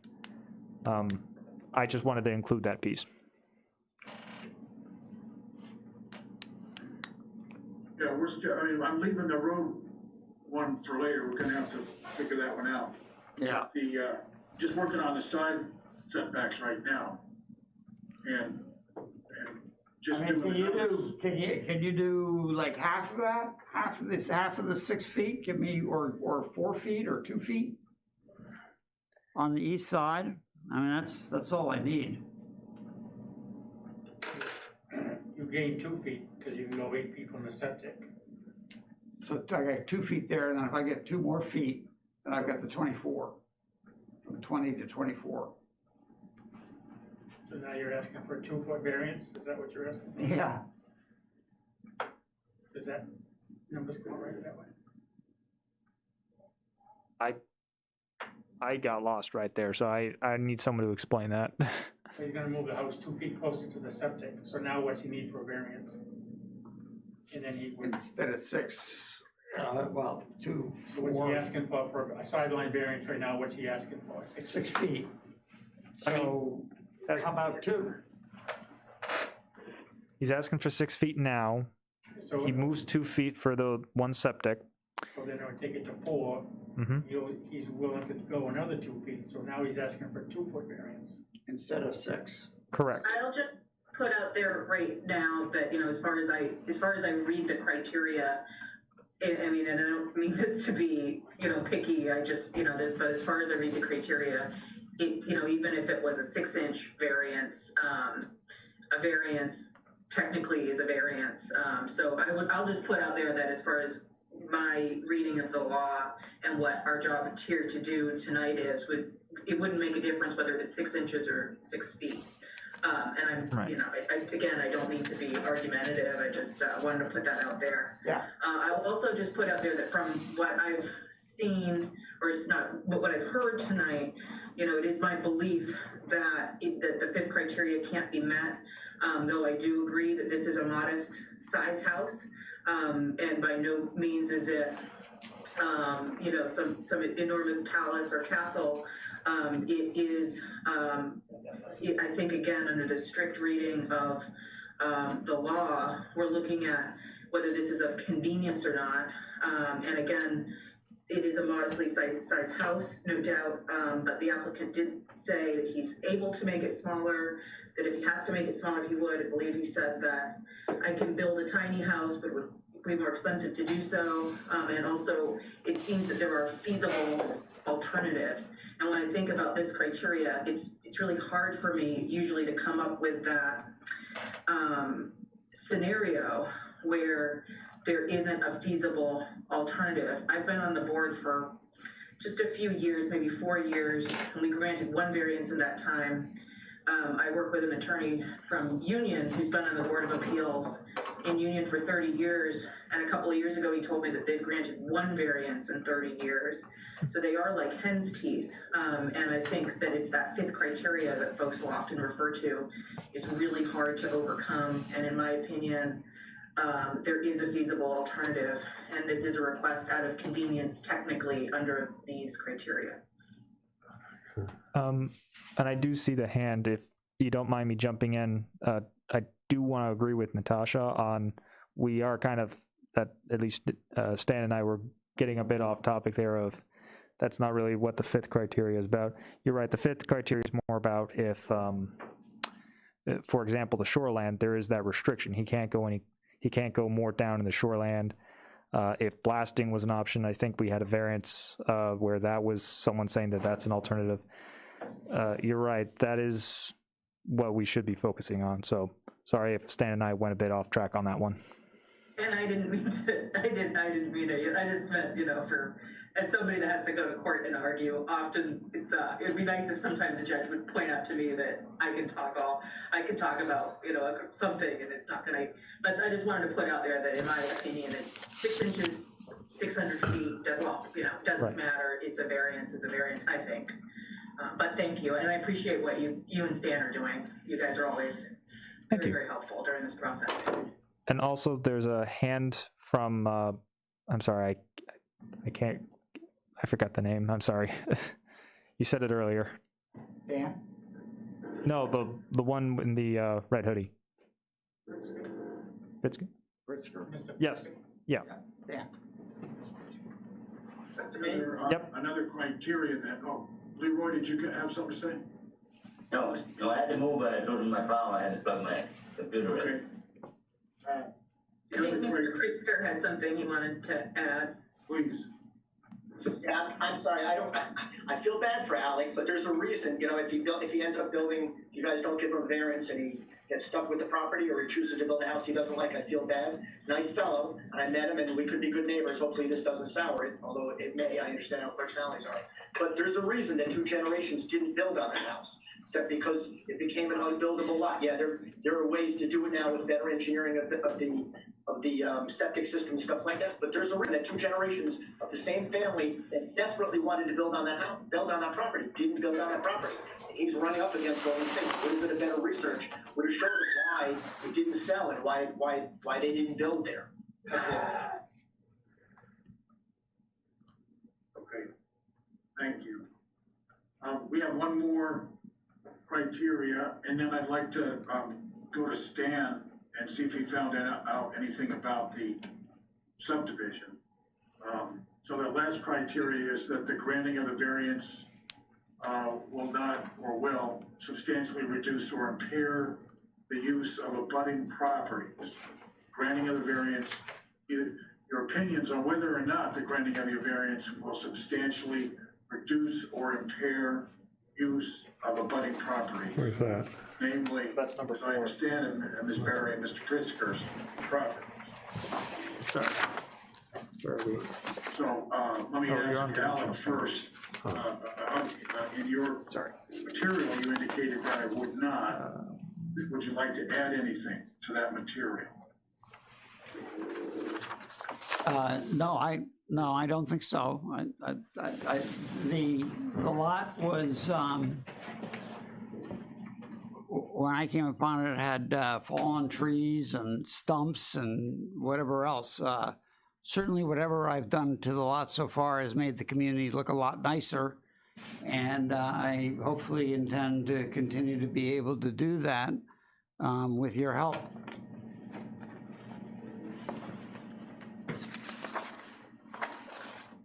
Anyone else? Ms. Barry, Mr. Pritzker? Having been certified to do appraisals for affordable housing for 26 years, it's going to affect the value of the house, having houses built so close and encroaching upon the property lines. There's reasons that ordinance were set into effect, and he knew the ordinance and should have done more research. So it's going to affect the property value. It's going to be a hindrance. And then I look at the word convenience versus necessity. For one person to have a 2-bedroom, a deck, foyer, a patio, is that moderate, or are we getting into conveniency again? So I look at both issues. One, the setback requirements, it's going to have an effect on us. Secondly, is the need there. Sorry, you spoke with somebody? I thought I had put in my notes that you had spoken with someone that indicated, so you have experience doing appraisals, but you just said, but did you also speak with somebody that told you that? I'm in that line of business and I don't want to bring up my business. I want to disassociate myself with what I do. I'm disassociating. I'm keeping it to my property only. So yes, both of them. Okay. And okay, so I just wanted to make sure I had that correct in my notes. Mr. Pritzker? I mean, it'd be pure conjecture on my part. I think because it sounds like it'll be closer on Debbie's, it's more of an issue from a property value point of view. I mean, I'll take more word on that. For me, it would be pure conjecture as to whether I think it will or won't. So it's not good. All right. The encroachment on Debbie's property, her house is 40 feet from the property line. And then if we end up at 30 feet, another 30 feet, or 24 feet. But she's 40 feet, and so is actually Mr. Pritzker's house is 40 feet from my property line, yeah.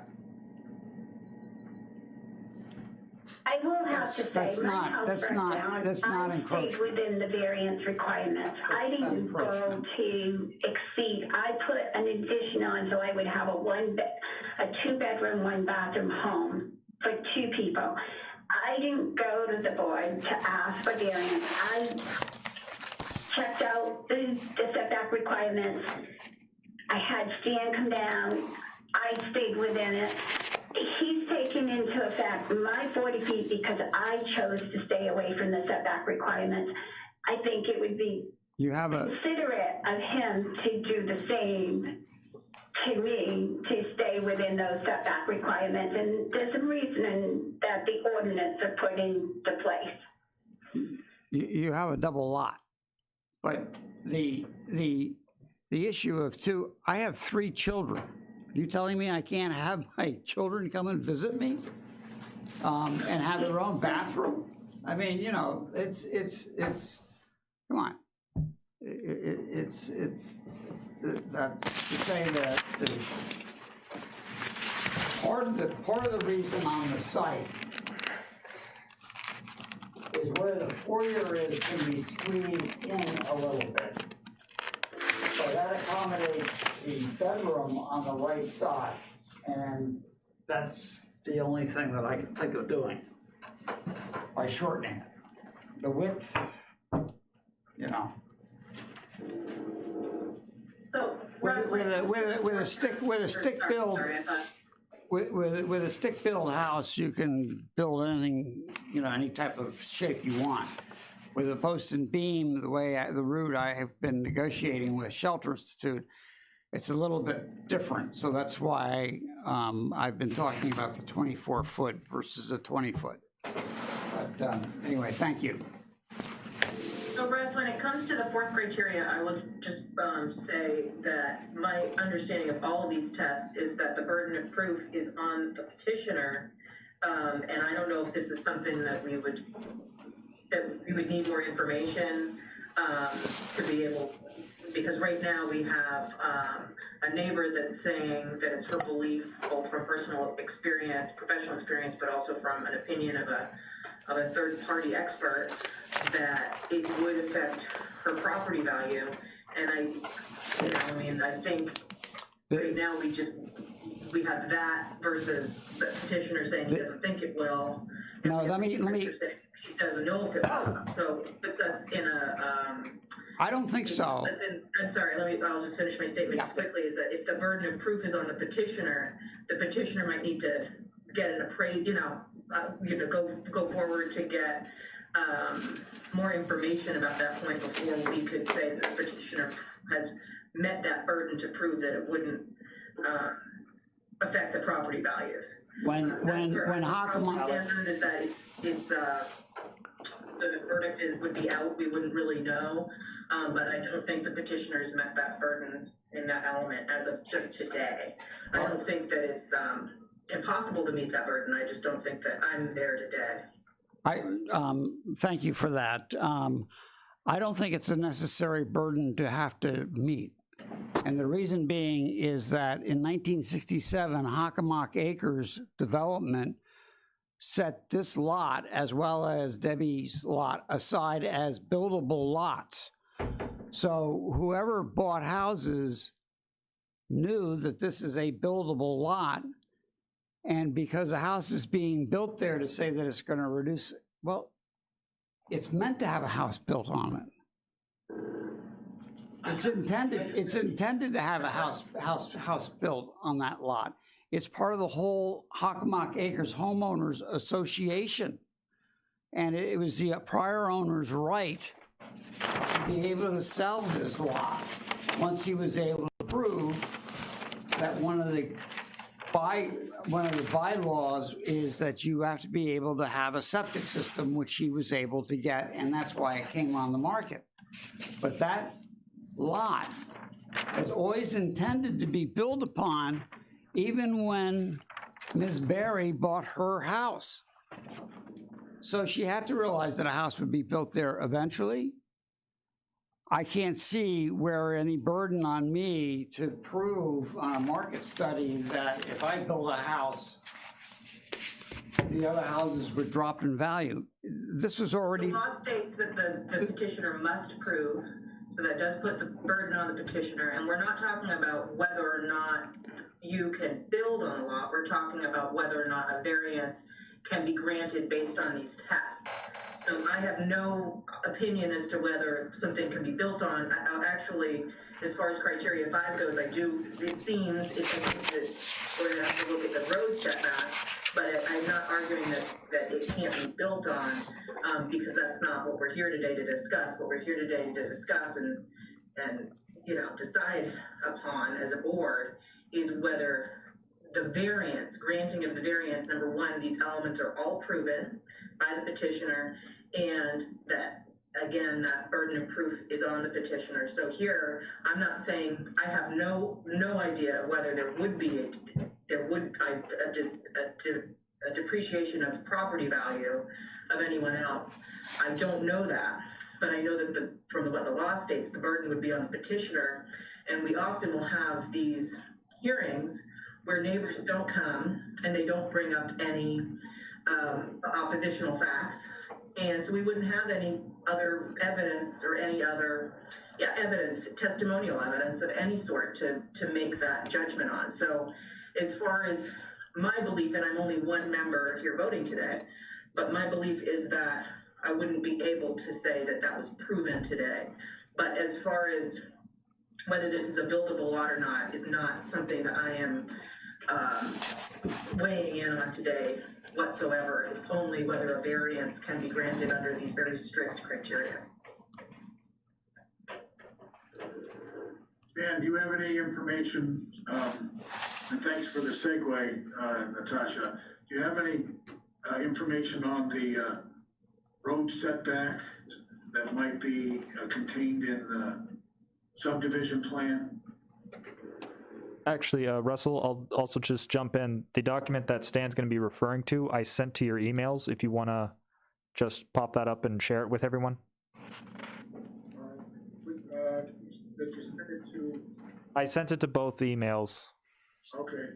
So Mayor. I sent it to Russell. He'll have it up on the screen. Right, let's see if I can pull it up here. You may have to stop sharing the screen for a moment. And while you're doing that, Stan can go ahead and describe the plans. I have a plan by a surveyor. The actual subdivision plan doesn't have setbacks on it. It just has lots delineated out in the road. But I have a survey here from August of 19th of 01. And on that it shows the building envelope being 20 feet from the road, but then there's a new line that puts it at, no, it's still 20 feet, but this was in 01, and those have changed. Now, before I got here, John Black, if it wasn't on a town-maintained road, said that the setback would be 30 feet, the same as the sideline setbacks. So that's the way Daryl and I have been doing it since I've come here. If it's not a town-maintained road, if it's not in a covenant in a subdivision, then we allow a 30-foot setback from a dirt or non-town road. And that's what I told Mr. Farley, that same thing, that we went with 30 feet on a dirt road that wasn't town maintained. So. Okay, so we'll have to look into that more defined, because we need that connection that where the ordinance or something says, well, this road setback only applies to town roads and doesn't apply otherwise, and that may be the case. I just haven't found that, and there might be some case law on it as well. No, and I don't think you're going to find it in the ordinance either. That's just something that was started with John Black and carried frontwards. and it's never been brought up, so, Yeah. until now. All right, okay, what screen are you seeing now? Is anyone seeing this? I still only see the Word document. Russell, what you'll have to do is close out of the screen share right now and then redo the screen share, but with the PDF Okay. up. Will do.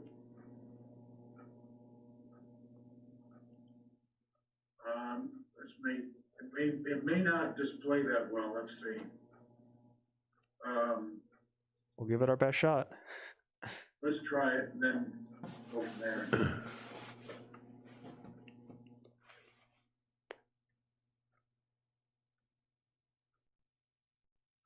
There we go. So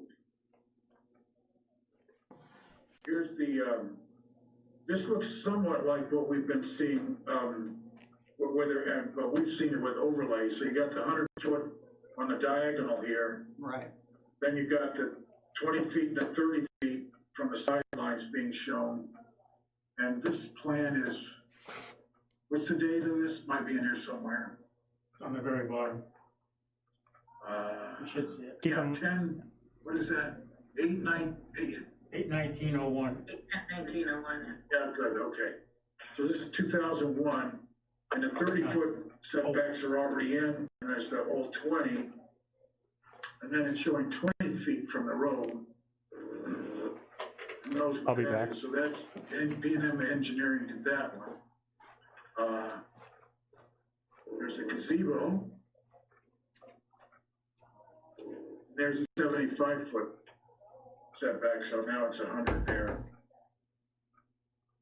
Okay, but you found nothing, Stan, in the subdivision plan itself that specified what the road setback was from the current non-town road? Correct. Okay. The gentleman who did the surveying of this site, B&M Engineering, which is also Mr. Pearson's father's company, and also a gentleman, Blodgett, who also owned it, he was the surveyor. This 2001 surveying plan with the 20 and the 30 and the 20-foot marks, that's the same gentleman who designed, who did the surveying for Hockomock Acres overall. Right. So they're one and the same. I mean, Okay. just to speak to consistency. So we need to do some homework on that road setback.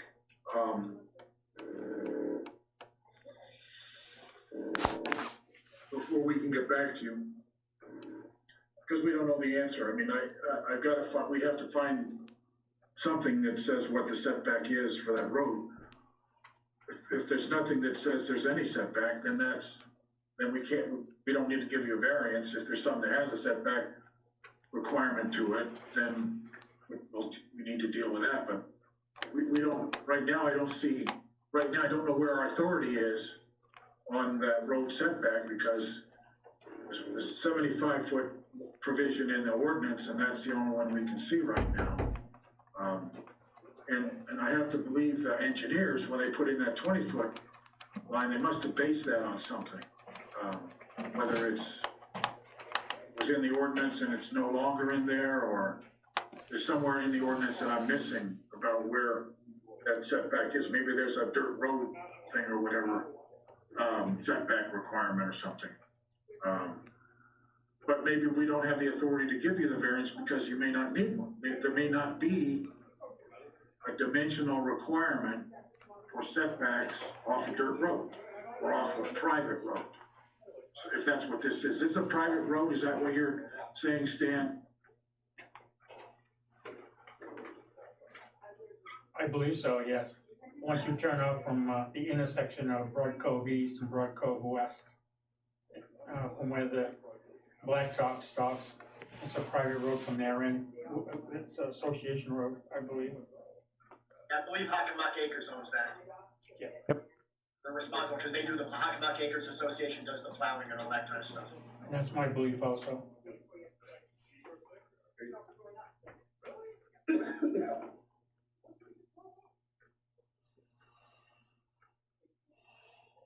Okay, so we just have to see if the ordinance has any setback, and if so, what, on the Hockomock Acres owned roadway.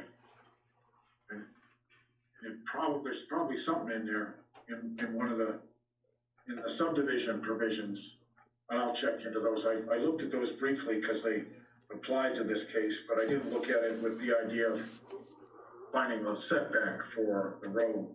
Are we talking based on the plans that I sent to you, Russell, just later this evening that you did a screen share of, or are you talking about when the subdivision was created back in the 60s? Overall? Okay. I just, wherever I can find it, I'd like to find any document that says there's a setback from the road. And then the question is whether we have jurisdiction to deal with that or not. If it's in the subdivision plan or something, we may have or we may not. But we don't know the answer because we don't know where there is. It may be there's no, excuse me, maybe there's no setback requirement off a private road. I don't know. It's silent. We don't have any authority to give it to you. It's silent. Yeah. The bylaws are silent. As far as I've looked at, I haven't found one that distinguishes between a town roadway and a private road. So, but it may be there are interpretations, especially in the subdivision context, where that road is treated the same, whether it's a town road or a subdivision road. I can't imagine there's not case law about this. Right. There's not, yeah, so would MMA be able to help with that? Actually, Natasha. We could try them, but well, I can jump. Obviously have conflicting views on different positions, which they recently changed. So actually, yeah, I'd be happy to see what I can dig up for case law too. I have limitation. I'm not going to be. Right. I'm going to take time off pretty soon, so no guarantees I'll have that done. Actually, if let's I guess what I would like to propose is that we adjourn the meeting to another time, right? And maybe it would be a month from now for our next regularly scheduled meeting. Adjourn this meeting to that time, which time we'll have discovered more information about the road setback. Actually, Russell, can I jump in? Sure. I do recall asking MMA, it was a long time ago, but I did ask about road setbacks, whether private, public, doesn't make a difference. And they say that there's not like a state defined one, it's usually been a local issue. So unless we specifically say otherwise, we pretty much need to make that specific thing saying that what a private way is considered, what a public way is, or private road is considered, what a public and private road is, and if that should be treated any differently. That's what I got from MMA. For us to decide, or is that for like the planning board to decide? Yes, it's going to be the ordinance. Because we can't get our hands around. Right. It would be from what I mean. I'm always a man of it needs to be written in the ordinance. And that's what I assume they are referring to. But that was the answer. It's not a state statute. It's just more of a local basis of we need to specify that. The town needs to specify that. I'm sorry. Okay. So would we shoot that question to the planning board in the interim, or? Well, if I read the ordinance right with for the powers of the Board of Appeals, I believe you have the authority to take the interpretation.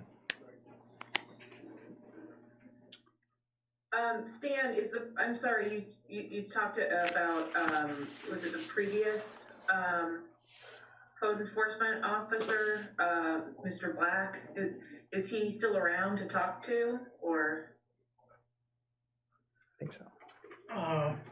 Yeah, he's still around.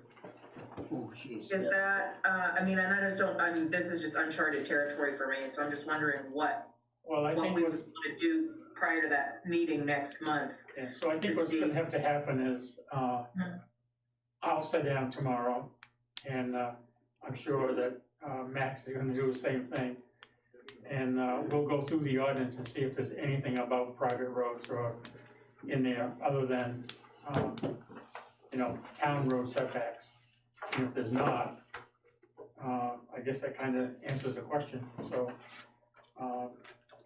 then we'll try to look at previous years' ordinances back when this was developed to see if there was anything back then.